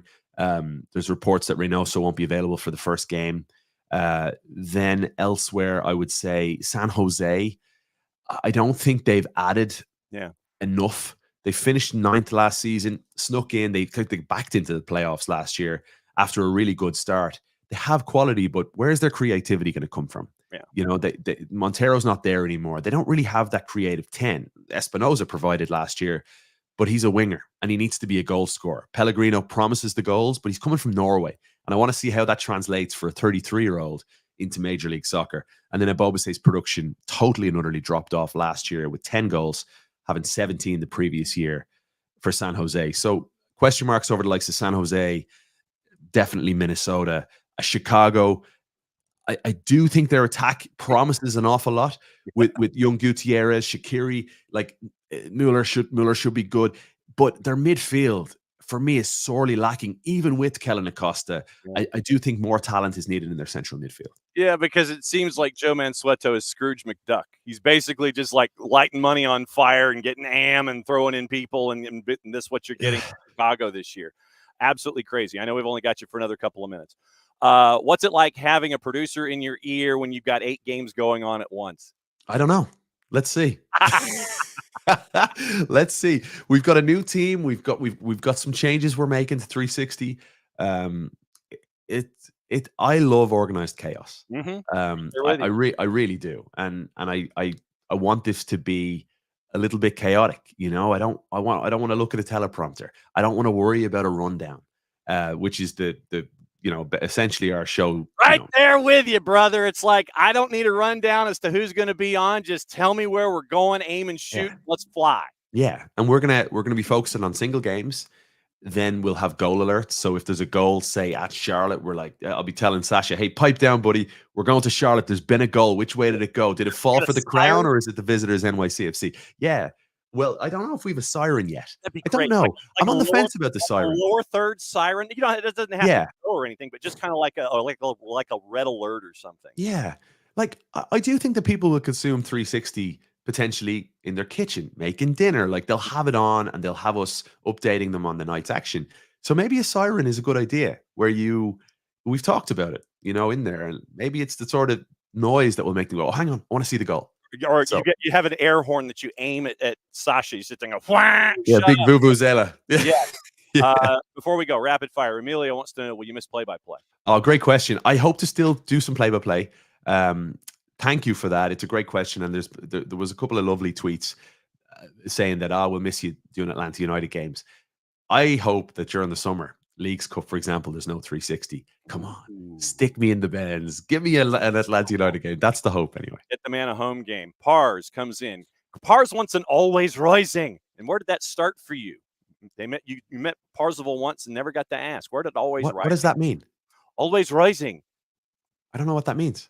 That's like, I'm guessing it was like from contact with the shot and the ball just keeps going and it's just yeah, just one of those strikes that like never looks like it's going to dip. Yeah. You know, like a trajectory where it's if Mercedes-Benz wasn't a closed dome, I mean, it's going all the way in downtown Atlanta. Yes. Yeah, that's a good question though. It's something I never really thought too much about. Yeah, so it's always fun to catch up with you, my friend. You know that you've got golden ticket status. Any morning that you're Thanks, bored, bud. you can text me and go, dude, I want in. And I'm texting you right now, by the way. And Okay. the text to you says, send me your address. Okay. So that Perfect. way you can adorn the office appropriately. Kevin Egan, the new host of MLS 360 on Apple TV Plus, provided I can figure out how to log in here in Office HD. I'll be watching. Hey, well, have you got Matty Cruz working for you? Yeah. Maddie's the best. Yeah. I love it. All right. Well, hang on. There's Maddie. Where's Sorry. Maddie? Let's get Maddie in here. All right. So Maddie, Crash, get in here real quick. Hey, how are you, Maddie? I'm good. How are you, Kevin? I'm good. Maddie has so much potential as a broadcaster and a great future in store. So I met Maddie when I was speaking with Kennesaw State University and the classmates, and tremendous talent coming through. So it's great you're working with John Nelson. Oh yeah, it's a lot of fun. I think I told them too one time. I was like, yeah, I met Kevin back in like 2022. Really? I think. Probably around that time. Look, but she's running the morning show, Kevin. She is running the morning show now. She's doing play-by-play. She's got play-by-play tonight, as a matter of fact. She's doing color. She's doing interviews and episodics and everything. Look, she's running the network right now, man. That's all that's going on. That's class. Love to see it. But continued success, Maddie. John, thanks for having me on, guys. MLS 360, 7:30 p.m. Apple TV, MLS Season Pass. Please join us. Use the MLS 360 hashtag. Let us know any thoughts, any feedback, critiques. There could be some teething problems. Hope not, but there probably will be. That's the nature of what we do for the first few weeks. We want to get a good show on the air. So help us out if you can, folks. Love you. Thanks for having me. Air horn for Sasha and BWP. That's what you need. We'll see you, brother. Cheers, John. Cheers, Maddie. Take care, guys. Right. There's Kevin. That's great to have Kevin on. Golden ticket holder Kevin Egan, where we get to talk about stuff, the official term. And the sound was amazing. We got this last time he was on his iPad, and it sounded like he was in like a room, which he was. But that's where we're at. But Kevin sounded fantastic. It was great to have Kevin on, as he's like leaving later today to go to New York to get ready for MLS 360. So that's what we're staring at. And, that's crazy. Yeah. So and Kevin does make a 360 must-watch TV. Oh, absolutely. I know, at least like from my perspective, like I always loved the MLS 360. Me and my stepdad talked about this. When they first brought it in last season, we always would get so upset because like we would want to watch other games, but like Atlanta United would be on, obviously. And so like that's the game we'd watch in our home. Yeah. But now like we can have that on, and then outside we can have MLS 360. And so it's like a back and forth where we can watch like all of it. And so I love it. And also too, like watching, like I've listened to Kevin do all play-by-play stuff all throughout when we were originally on, Bally Sports and everything like that. And so it's pretty cool getting to see, one of like our own kind of get to go up there and be the host. So it's pretty sick. It's pretty cool. Absolutely. All right. So let's go through the news of the morning really quickly before we get into Weekend Whiparound. So I'll try and do all the news that's fit to print in 7 minutes. And then we'll go into Weekend Whiparound, patent pending, trademark coming sooner, hopefully, rather than later. Tom Russo letting us know something that's going on in the world. So Doug Robertson at practice this morning says Gregerson becomes the third DP. All right, so there it is. Stian Gregerson becomes Atlanta United's third DP. And so it is now Giakoumakis and Almada. Saba's contract was structured so it could be bought down to help things out. So no real surprise. And so once again, Stian Gregerson now becomes the third DP for Atlanta United. Like I said, it makes sense that Saba's contract was structured so he could be bought down. So there you go. Gregerson becomes the third DP. Giakoumakis, Almada, and Gregerson. Those are your three DPs as we go. Stuff overseas before we get into Weekend Whiparound, where we go through all the matches and juice boxes and such. We do have Europa League and Europa Conference League grids. They're out for the final 16, and it looks like Europa League round of 16 draw. Liverpool at Sparta Prague, Villarreal Marseille, Brighton at Roma, Rangers Benfica, West Ham Freiburg, Atalanta at Sporting, Slavia Prague, not to be confused with Sparta Prague, is at AC Milan, and Bayer Leverkusen is at our friends Karabag out in one of the far eastern stands, Russian republics, where you'll have a kickoff at like 7:55 in the morning, and they play on a welcome mat. So that will be your early Europa League match on whatever days, the 7th and the 14th, I think, of March is when that's going to be. So that's the draw in full, March 7 and March 14. In Europa Conference League, Aston Villa drew Ajax. So it is Victoria Pilsen at Servette, Villa at Ajax, Club Brugge at Molde, Fenerbahce and Union Saint-Gilloise, PAOK Salonika, Dinamo Zagreb, Lille, Sturm Graz, Fiorentina, Maccabi Haifa, Maccabi Tel Aviv, and Olympiacos. Once again, 7th and the 14th are the last 16 first and second legs. The 15th of March is the draw.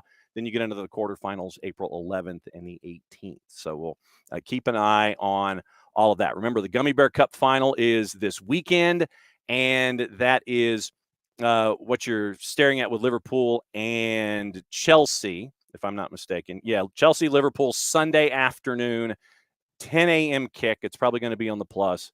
So Jurgen Klopp happy to play with the kids and make sure that the kids can perhaps get him another title and help out with that. So Sunday afternoon, it is Sunday afternoon local time, so Sunday morning our time, Gummy Bear Cup final, and it will be Chelsea and Liverpool for the Carabao Cup. Oliver Glasner had his first press conference with Crystal Palace. On his impact, he says, "I'm not a magician." That means that folks have to be patient. I don't know if that's going to be happening. It's going to be a tough run for Crystal Palace heading into what we're staring at there. We'll go over an abbreviated juice boxes when it comes to Prem and Proper coming up in just a little bit. So we mentioned what's going on with teams. We've got the people's eyebrow about and other stuff from Tom Bogert, FC Cincinnati. Once again, Barreal is off to Cruzeiro on loan, signing Luca Orellano from Vasco da Gama. And that's so Barreal out, Orellano in. Expected to leave in the winter. Barreal was getting interest from Europe. And then because the Europe deals didn't happen, Barreal's like, I'm still not coming back. And so they found a loanee or a loaner in Cruzeiro. So Barreal to Cruzeiro, Orellano on loan from Vasco da Gama. So 1 in, 1 out, 1 year loan, initial fee, as well as a purchase option around $4 million. Purchase option would include a sell-on clause for Cincinnati. Another clause in the deal, according to Tom Bogert, stipulates if another club submits a bid greater than the value of the purchase option, that $4 million plus the sell-on, Cincy can terminate the loan and accept the deal. So there you go there. Timbers, latest with their DP, still searching for one, haven't finalized anything. They are linked to Club America's Jonathan Rodriguez, 30-year-old Uruguayan, 9 goals, 3 assists, and 23 appearances this season. Started for Cruz Azul and Santos Laguna before joining Club America. Ned Grabovoy's hoping to have a DP in the next 7 to 10 days. And so he also clarified Grabovoy, the club only has one unrestricted DP spot they can use at the moment, and that's earmarked for the forward search. Evander and Felipe Mora are the other 2 DPs in Portland. Chicago Fire, like I said, their owner, Joe Mansueto, in the front office, it's like Scrooge McDuck. We're throwing bucks all over the place, bringing folks in. They're looking at Hugo Kuipers. He's started training this week.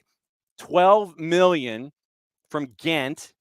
Another $2 million in add-ons, one of the most expensive inbound transfers in league history. Kuipers in, Acosta in for Chicago. We'll see. Joseph Paintzel, the third player to sign for LAG in this window. Gabriel Peck, Joseph Paintzel signed on Wednesday. $9 million, 2 months in the making, trying to get the deal done. Peck came in for 10. Paintzel came in for 9. And so now it is Peck, Paintzel, and Ricky Puig, the 3 DPs for LAG. Question about Luis Muriel and whether or not he was going to make his debut this week. Confident the purple team is, whether Muriel will arrive in time to make his debut on Saturday, but not a foregone conclusion. Signed from Atalanta, 68 and 28 and 184 appearances in his first 2 seasons with the club. Dallas is going to wait for Peter Musa, as Kevin Egan said. Once again, signed by Dallas from Benfica for 9.7 and another 3.3 in add-on, 6 caps for Croatia. So that gets us to 10:30. And that means one thing. It's time to do the weekend whip around. Patent pending, trademark coming sooner, hopefully, rather than later. We go through the juice boxes. We go through the matchups. We want to know what you think about these matchups themselves, and we'll see what happens. So, all right. I know that folks are commenting about, yes, Derek, Kevin, total legend, deserves a new gig. I love it. So, like I said, I think that the contract for Saba was structured where he could be bought down. So correct. Right. Saba got bought down. He's now high TAM. That's my guess. My guess is, like I said, this is my guess. I don't have any intel about it, but my guess is that Saba's contract, it was structured to do something like this. So you can put one and one together in the same fishbowl and see if that is in fact what happens. But Saba's contract was structured to where he could be bought down to be high TAM. So that would be my guess as to how this turned us into roster compliant. And so, Tom, now wondering if we are now suddenly willing to make a CB a DP. Why we didn't offer Miles that back then. Tom, what happened with Miles was you can only offer a contract that has a certain percentage of an increase, if I remember the structuring correctly. Miles had a number, and he was looking for a large number, but because of the salary constraints by Major League Soccer, it could only be like a 30% increase, and Miles was looking for a lot more than that. So when you have that number out there, Atlanta United did what they could do to try to keep Miles. They offered him the max TAM deal that they're allowed by the rules in Major League Soccer. It's like, hey, this is your deal. We can only offer you this times this, and we can't go any further because we're not allowed to. So they offered him a max TAM deal. Miles didn't want to take it. So Miles was of a mind that he wanted to challenge himself in the world marketplace, and he ended up in Cincinnati for a 1+1. But there's, like I said, Atlanta United has said from the absolute beginning, they offered him a high TAM deal. They could only offer him a salary increase of, I want to say 30% because of the rules. And 30% times the deal that he had at the time, Miles was apparently looking for more. Cincinnati could give him a deal in the neighborhood that he was looking for financially. So Atlanta United did what they were allowed to do under the rules. So that's where we were with Miles and the salary. So Miles wanted to test the waters. Miles ended up in Cincinnati because Cincinnati could get him, what he was looking for closer to financially. So that's where we are. And so Emilio, Stian was committed to stay here. Miles wasn't. No judgment made. CAF CCL is back today. Al Hilal is going to kick off at 11. So it's going to be a very busy day for us and with our remotes. Right. Although if and when Miles went to Europe, you'd get a DP back. Well, and like I said, whomever. Yeah. So Saba would have to be bought down, but that's just literally submitting paperwork. I don't think that that's anything that would sit there and go, oh no, we have to, we have allocation money on hand, take the salary, take that allocation money, go up against what we would have to do structurally. He's bought down, and then you're fine. So, yeah, it was part of the discussion with Miles when it happened, is that, in contracts, you're only allowed X number of percentage increase. And that was one of the things that I had seen in various reports in both Cincinnati, various folks up in Cincinnati and nationally that were saying that you could only have like a 30% increase in salary. That literally it's in the rules. And it was brought up at the time. Garth said he thinks, from Alex, Garth said he thinks Saba, Bart, and Stian is DP-like, so it's just a question of which makes the most sense to label based on whatever the situation is. Yeah, so, I mean, it's like they're all quality players. It's just because of the machinations of Major League Soccer, you have to have Sleesh as a TAM. Then you have to have Gregerson elevated. You get to elevate Gregerson to a DP. Saba is right there as well. So you've got all these quality players that just because of the designation, it's like, we like you all. It's just that we have to designate, it's like you're a DP that, don't take it personally or whatever. It's like when you were in high school. It's like, well, you're in the brain click, you're in the sports click, those kinds of things. But we all like you the same. So, yes, and it is yes, rules. What are those exactly? Yeah, Dale from Tom Bogert. Yes, St. Louis, all caps sent me the note, by the way. All caps and Luke Svanenstiel agreed to a long-term contract extension through 26. Two Saudi clubs had interest, but he wants to stay in St. Louis. The new deal makes that possible. Yeah, rules. What are those? And also, yes, Maddie brought this in. Hang on. So Tom has brought in a conversation from a couple days ago from Doug. Very close to cap max. Can't buy down Saba to create another DP slot. Only way for the team to create one is to sell one of the 3 DPs. There was a thought when I've shared that the team could buy down Saba to create a DP. Okay. So, like I said, my understanding is that the contract was structured to buy him down so everything could be compliant. So, like I said, that's the information that I had, going with what Doug had from 4 days ago. Close to cap max, can't buy down Saba to create another DP slot. So maybe you restructure contracts. It can be done. You'll be compliant by the time you walk in the door. Jarrett's here to wrap up another week. And so we're going through, Jarrett, we're going through all the news, and we were about to do weekend Whiparound when we got all of this stuff that is broken, where Gregerson is now the third DP, and everyone's trying to figure out the roster logistics of what's going on. And we knew yesterday Laurel Failer in Cincinnati had mentioned this about at the same time that Kai Wagner had been announced having a time served, basically. Matt Miazga, his suspension is now time served as well. Reduced by 1 game following a successful petition based on his continued commitment and compliance with a recommended treatment program overseen by Substance Abuse and Behavioral Health Program. So Miazga's 3 is now down to 2. He'll serve the suspension against Toronto FC, eligible to return against Chicago March the 2nd. So Miazga's 3 is now down to 2. Kai Wagner is now time served. So that's where we are. Yeah, so the lesson here, kids, is not unlike the one you see at Kmart when you were a kid. If you bitch loud enough and long enough to mommy and daddy, you get what you want. You get the icy, yeah. Yeah. You get the icy in the sub by the time you complain long enough and loud enough, and you hold your breath and throw yourself on the ground, you get what you want. Yep. That's where we are. All right, so it is time for weekend. I was at Park all weekend. I've seen some hell. You've seen some things from the land of the purple team.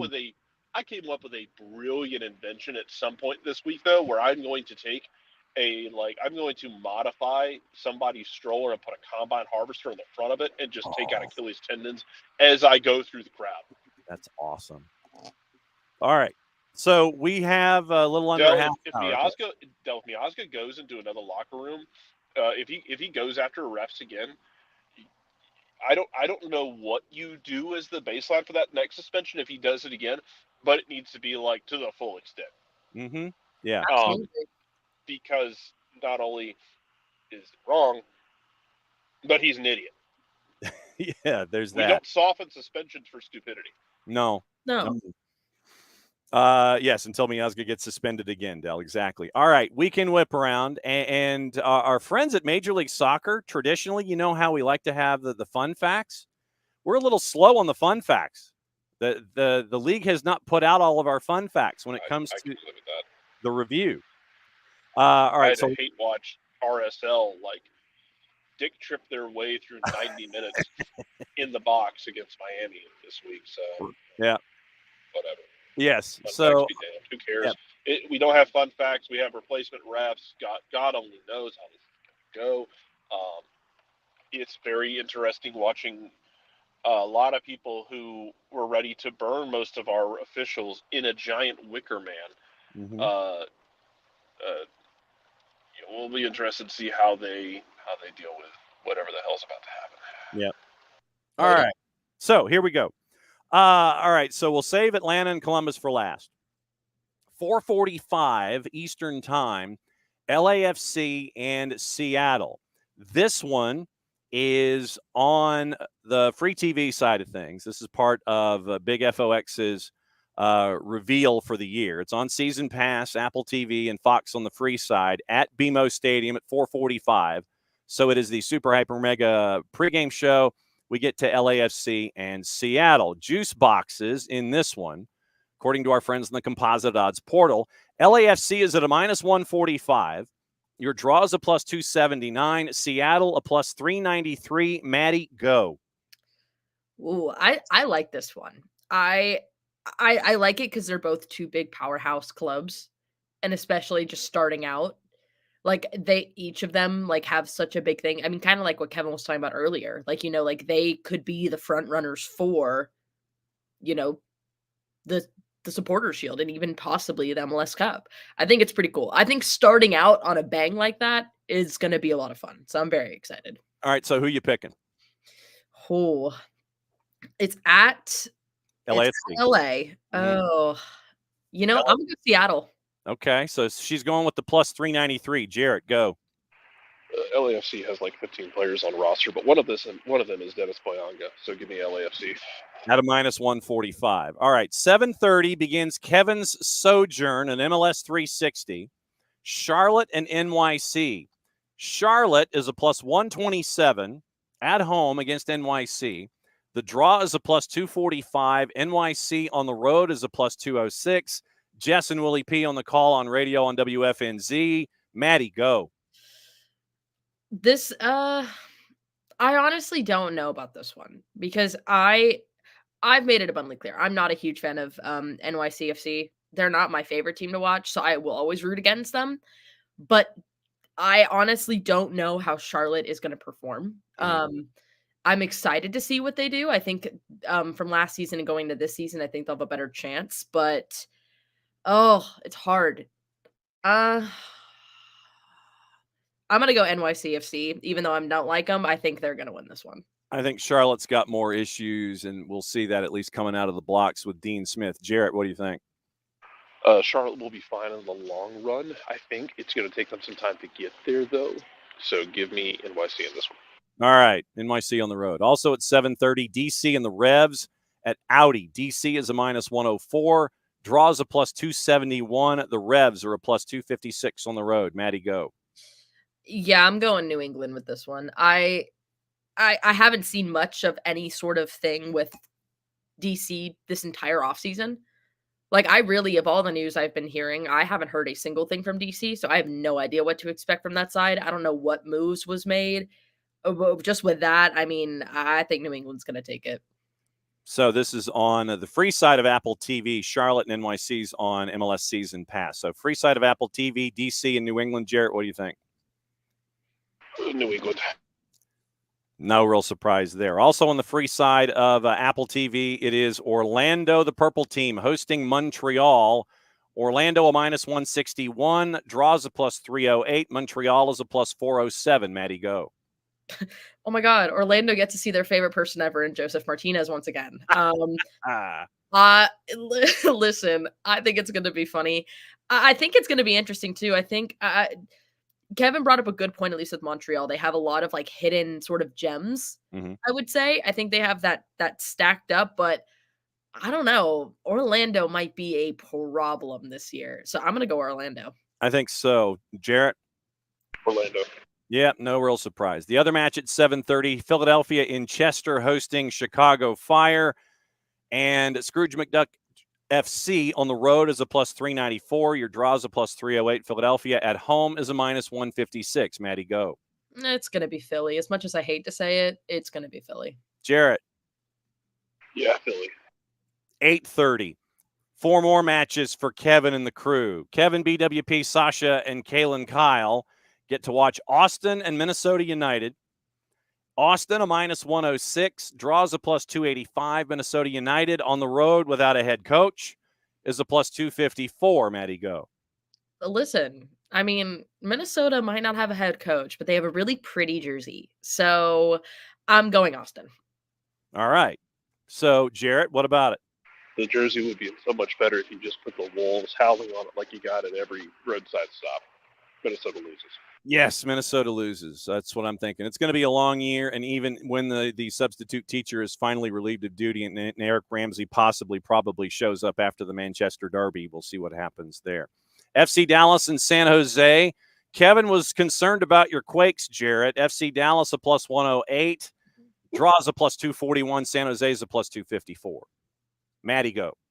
Oh, yeah, I'm going Dallas for this one. Yeah, I'm going Dallas. The concern is there. Jarrett, what about your Quakes on the road? Dallas. Also at 8:30, as we stay in the state of Texas, Houston Dynamo. It was great to have our friend Glenn Davis on this week to talk about Houston and everything Major League Soccer. Houston at home against Sporting Kansas City, who Peter Vermees has said they're not going to be able to sign any DPs until the summer window. Houston a minus 106, draws a plus 254. Sporting is a plus 284. Maddie, go. Yeah, wow, interesting. Yeah, I'm going to go Houston. Okay, Houston at home. Jarrett. I'm just going to say Sleeping Giant because I know somewhere that Glenn will get mad at me for it. And at this point, we just have built that vibe. So give me Houston. All right. Ben Olsen's. Yeah, the Fighting Ben Olsen's. Also, the last one at 8:30 Eastern, all caps and RSL. RSL on the quick turn after losing in Fort Lauderdale at Chase Stadium. All caps are a plus 106. On the plus side at home, interesting, against an RSL team that is coming in on short rest on the quick turn. Draws a plus 271. RSL's a plus 227. Maddie, go. Yeah, I mean, I think with the fast turnaround, especially with how the game was on Wednesday, I just think Real Salt Lake's going to be spent, and they're like, it's going to be a fast turnaround. So I'm going to go St. Louis. Okay. All caps at home. Jarrett. Yeah, all caps at home here. To expand on it, yeah, Maddie's right. I mean, you get that mid-season, that midweek flip. I get that it's February, but we still talk about, the cold rainy night in Stoke. Well, have you done it on a humid, like soul-sapping night in Fort Lauderdale? Because it sucks. And it's not fun. And now you have to go play teams that's going to chase you around and just harass you. Mm-hmm. Yes, exactly. So 10:30, Portland and Colorado. Who are these Colorado Rapids that are spending money on personnel? It's strange. Portland, a minus 147, draws a plus 305, and Colorado to win on the road is a plus 362. Maddie, go. Yeah, I'm going Portland for this one. Not a shock on the board, minus 147. Jarrett. Yep. Portland. All right, Sunday.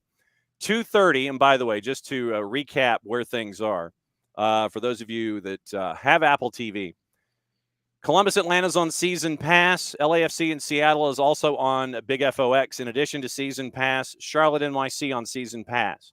It is Apple TV on the free side for DC, New England, Orlando, and Montreal, Season Pass. Philadelphia, Chicago, Austin, Minnesota, Dallas, San Jose, Houston, Sporting, St. Louis, and Salt Lake, Portland, and Colorado. Cincinnati and Toronto start things off on Sunday after they got to play in the CONCACAF Hemispheric Extravaganza last night.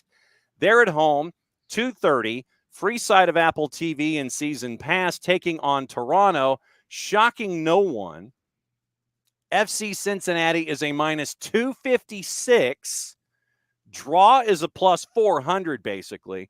Toronto FC to win is a plus 610 at TQL. Maddie, go. Wow. Uh-huh. Wow. That's Mm-hmm. wow. Okay. I'm gonna go against it. I think it's gonna be Cincinnati. Obviously they signed someone literally today, which I think is a very good signing, someone that's coming back to them.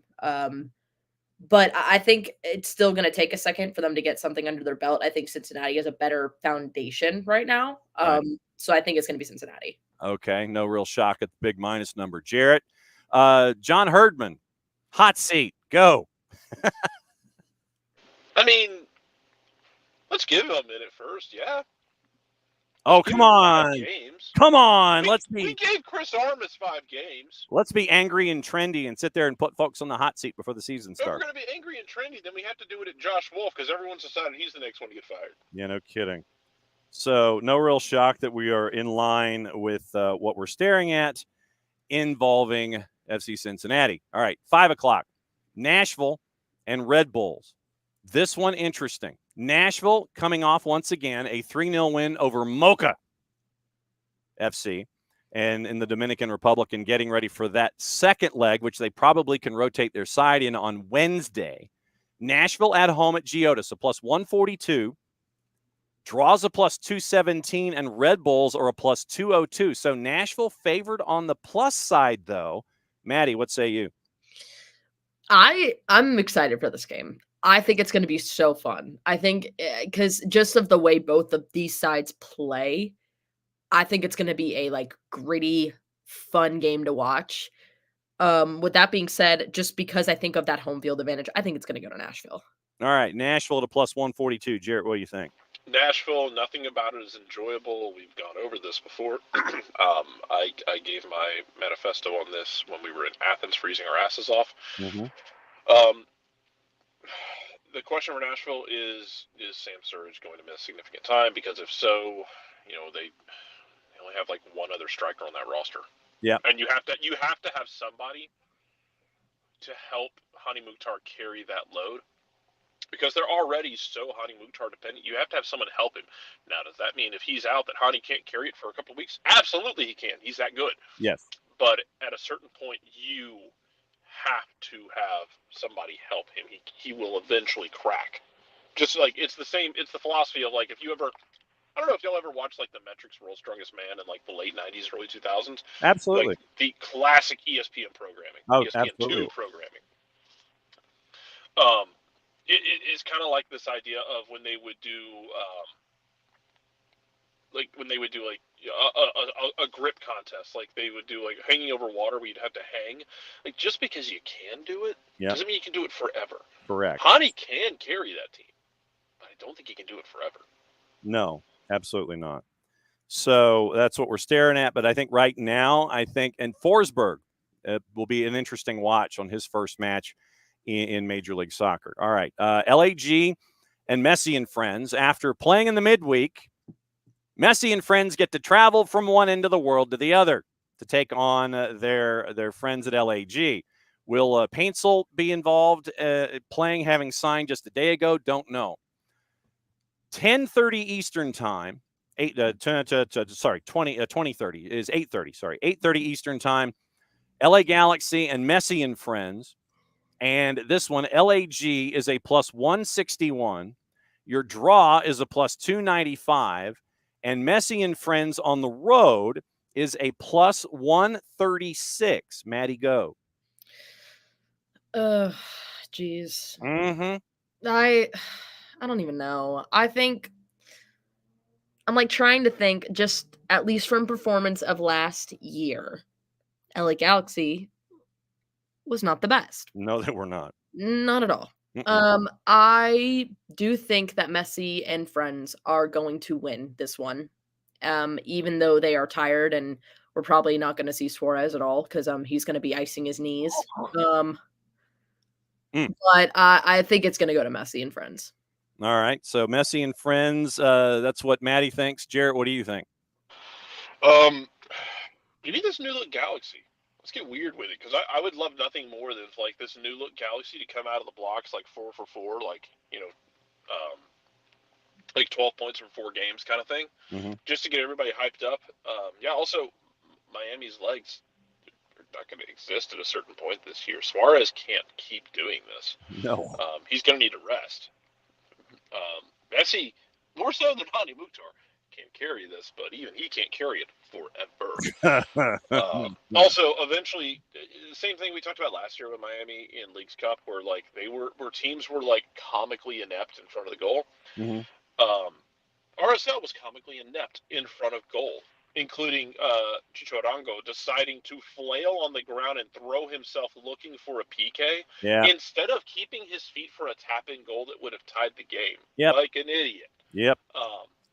Like if you were in a situation where you were not going to be able to get to the ball, or the ball was not going to get to you, and you thought you might be able to pull a penalty out of that, cool, do it then. But you had the step. The ball was a good ball across. You threw yourself at the ground, and yeah, there probably was contact, but the ball's going to get to you, and you're going to be able to turn it in and finish. And you threw that away to flail at something when, like, if you're gonna flail and try and buy that penalty, then try and buy that penalty in a situation where you're not going to get the ball. Mm-hmm. Don't do it in that golden scoring opportunity where the square ball is right there. You idiot, you. Yes. Give me like the Galaxy like finish in front of net and put up like 3 or 4 goals here, and everyone gets really excited, because for 90 minutes and then however long the post-game show is, people are going to forget that Miami has so many question marks on defense that we can't even really go over all of them. Give me the LA Galaxy hype train, even if that hype train derails and explodes in the forest and creates a Chernobyl situation. I'm fine with that. Give me weird talking points. Give me the Galaxy here. Okay. All right. So let's get into Atlanta and Columbus to wrap things up. Doug posted a longer form version of the earlier Bolo that he put out about the DP situation. So it is Gigi, Tiago, Gregerson. Those are your 3 DPs. DP salary plus the transfer fee when amortized over the length of the deal exceeds $1.683750. So players whose salaries will result in the club using TAM: Abram, Etienne Jr., Lennon, Saba, and who was a DP, Bart Sleesh, and Jamal. And so, Doug, TAM players, those whose salary and transfer fee when amortized over the length of the deal less than $1.683750 and more than $683,750. Each club gets 2.4 in TAM at the start of the year. That's used to buy down salaries to or below $683,750. International slots: Abram, Gigi, Gregerson, Saba, Muyimba, Shande Silva, Sleesh, and Jamal. Tiago and Edwin Mosqueda have secured green cards, no longer occupy international slots. And so now we have also in Doug's article, the length of the contracts plus final option years as well. So so designation, guaranteed contract year, final option year. So Doug has that information, and he has posted it, including the supplemental slots and the off-roster slots and those who are out on loan. So if you want to look at that, Doug has posted that information. All right. Weather in Columbus, by the way. Today, as Jason and everybody goes up there, it's going to be a high of 54. Winds northwest at 10 to 15 miles an hour. This brought to you by our friends at the Weather Channel. Tonight, you sound like you're doing local on the 8s. I am local on the 8s because it's 58 after right now. So tonight in Columbus, low of 26. Cloudy, snow likely late, low of 26. Winds from the north at 10 to 15. Chance of snow, 80%. About an inch of snow expected.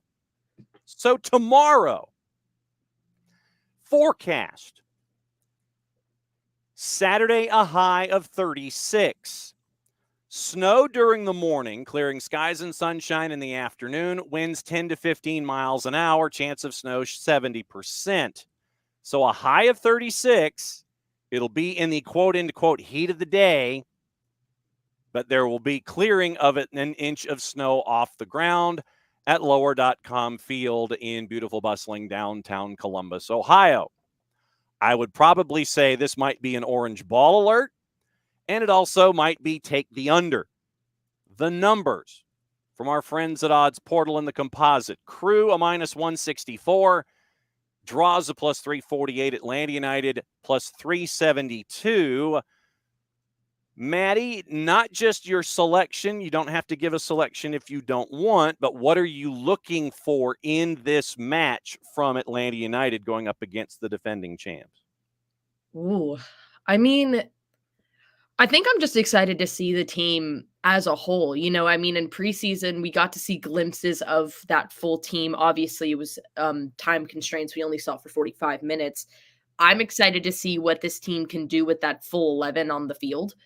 and how they're going to produce it. I'm excited to see Gregerson be in that back line. I'm excited to see what he can do, especially from a Columbus side that is going to run it up there. They're going to be pushing up there the whole time. I'm excited to see what our back line's going to do. I'm excited to see Giakoumakis be at full form. I mean, it's hard because Columbus is going to be someone who is going to create chaos in this league. They are so good. Jared. Sorry. Keep going, Maddie. Oh, sorry. I apologize. I was actually going to say, I think they're going to tie. Okay. So Maddie's calling draw. Jarrett, what are you looking for in this matchup that's going to be in subhuman temperatures and possibly orange ball alert? Can we just ban Columbus, Ohio? Until like May or June? Yeah, man. I mean, it doesn't even matter then because every time Atlanta goes there, even if it's warm, you get like a frog strangler. Yeah. Just ban Columbus, Ohio, man. Get the first one out of the way. It's something I would hope to be able to jump on this morning with Greg or Cap, and just to ask about, what is it? How do you, even as a veteran, do you get those nerves of like, hey, first game of the season, let's get the first one under our belts. So just get the first one under your belts. It's not going to make or break the world. Get the first one out of the way. It's the first time we'll have seen Thiago Almada, who we didn't see in preseason because he was with Argentina for what felt like 4 months. Correct. See what it looks like and see if you can use all of those physically demanding and scrappy games to your advantage from preseason, because you know that Columbus is going to be scrappy. You know that, Morris is going to be kind of a pain in the ass in the midfield. He's probably going to flail on the ground a couple times and pick up some dangerous free kicks. So how do you deal with that? How do you deal with stress? How do you deal with when the game is very much going against you? I'll be interested to see how you deal with that. And yeah, a lot of it for me is just get the first one out of the way. It's not going to be perfect. I don't know what's going to happen. If you ask me, I'd say Columbus wins it, especially if this is their little coronation thing as well after the Cup. The vibes are very good. The vibes are damn near immaculate. I think they'll be in good shape. I'd say Columbus wins it, but not the end of the world. Okay. All right. So we've seen predictions. A lot of folks are looking draw here. At least they were early on in the morning. Once again, remember, 92.9 the game. Pre-game with Abe and Garrett, 1 o'clock. Kickoff at 2:10. And then after the match, full hour of the full-time report, once again, with Jason and Mike, with post-match sound, with Abe and Garrett. So you're going to get the full 4-hour extravaganza at 92.9 the game tomorrow. Really looking forward to it. And the beginning of the 2024 season in earnest. Let's see. So what to watch, where to watch it, gossip, rumor, and innuendo before we go. USA and Argentina in the W Gold Cup. We'll catch up with Bart on Monday, find out what he thought about the Gold Cup in general. Today, being in Espanol, simulcasting Liga on 3 o'clock. If you don't have BN and want to be a true degenerate when it comes to watching what you watch, get it from Fanatis, ftz.co/soccer down here. You get BN, all the BNs, for the fans, Teise, Nuestra Tele, Gold TV, Liga 1 Max, all of them, all in one place. And you get to watch everything that you could ever imagine and more. So BN in Espanol, go to Fanatis, ftz.co/soccer down here, and you can get geared up for that. CBS Sports Network has UEFA Women's Nations League, France and Germany at 3 o'clock. FS2, Liga MX, Juarez and Monterrey at 10. ESPN Deportes has the Gold Cup, so does the Plus. Dominican Republic, Mexico at 7:30, USA and Argentina at 10:15. The Plus also has Belgian Pro at 2:40, Leeds and Leicester at 3, Bundesliga 2:20, Bundesliga B at 12:30, and the Gold Cup simulcast. Golazo Network, Women's Nations League, Spain and Netherlands at 3. They've got Dominican Republic and Mexico at 7:30. Paramount Plus also has Women's Nations League, Spain and Netherlands, Serie A at 2:45 with our friend Poppy Miller, and the W Gold Cup simulcast from 7:30 and 10:15. Reminder, doubleheader today. Johnson Gainesville for the Whitfield County, Hall County Challenge. First match, it's at 5:30. It is Northwest Whitfield taking on East Hall. Maddie is cramming for that test. She will have the call for you on that one from the castle. I will have the call after that one at 7:30. Dalton and Johnson Gainesville. This one is big on a national scale. We will have it for you at soccerdownhere.mixlr.com. That's our live platform. That's our live network outlet this year. Soccerdownhere.mixlr.com. You'll hear Maddie on the 1s and 2s at 5:30. You'll hear me at 7:30.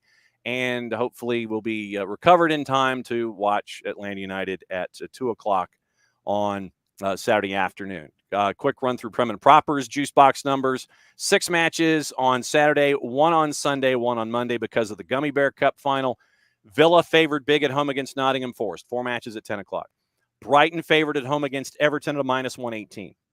Crystal Palace with Oliver Glasner favored, but on the plus side barely at a +102 hosting Burnley. Manchester United hosting Fulham at a -167. 12:30 Bournemouth and Manchester City at the Vitality. Manchester City, no surprise, a -233. Bournemouth at home, a +606. Arsenal and Newcastle, the late game, 3 o'clock. Arsenal, a -250, hosting Maddie's Newcastle at a +644. Draws a +438. Wolves and Sheffield United, the only match on Sunday because of the Gummy Bear Cup final. Wolves, a -213, hosting Sheffield United at a +569. And Monday Night Football, West Ham and Brentford. West Ham, a +154. Brentford, a +171 at Olympic Stadium. And the draw is a +263. That's it for another week of SDH. Maddie, last thoughts before we go. Jared, have yours too.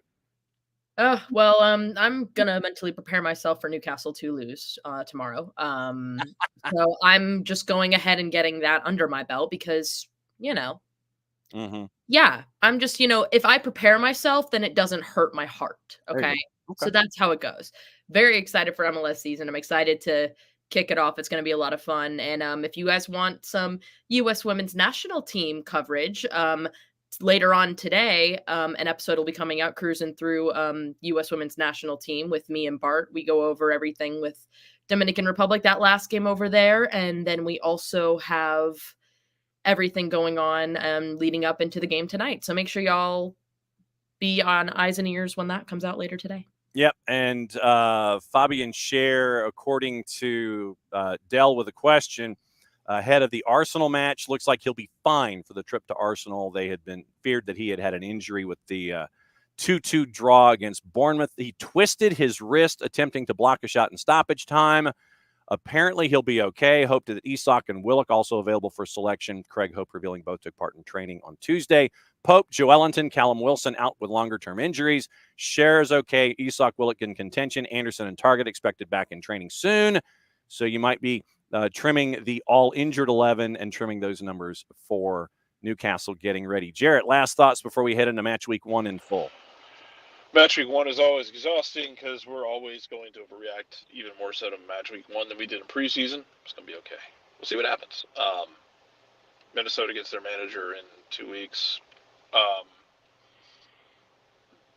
Don't stress too much about Gregerson taking a DP spot. You're just diversifying money where you can. It's one of the reasons you made a bunch of sales, in the offseason to free up money so you could do this. So you could stay compliant and buy guys down because you have guys who are above it.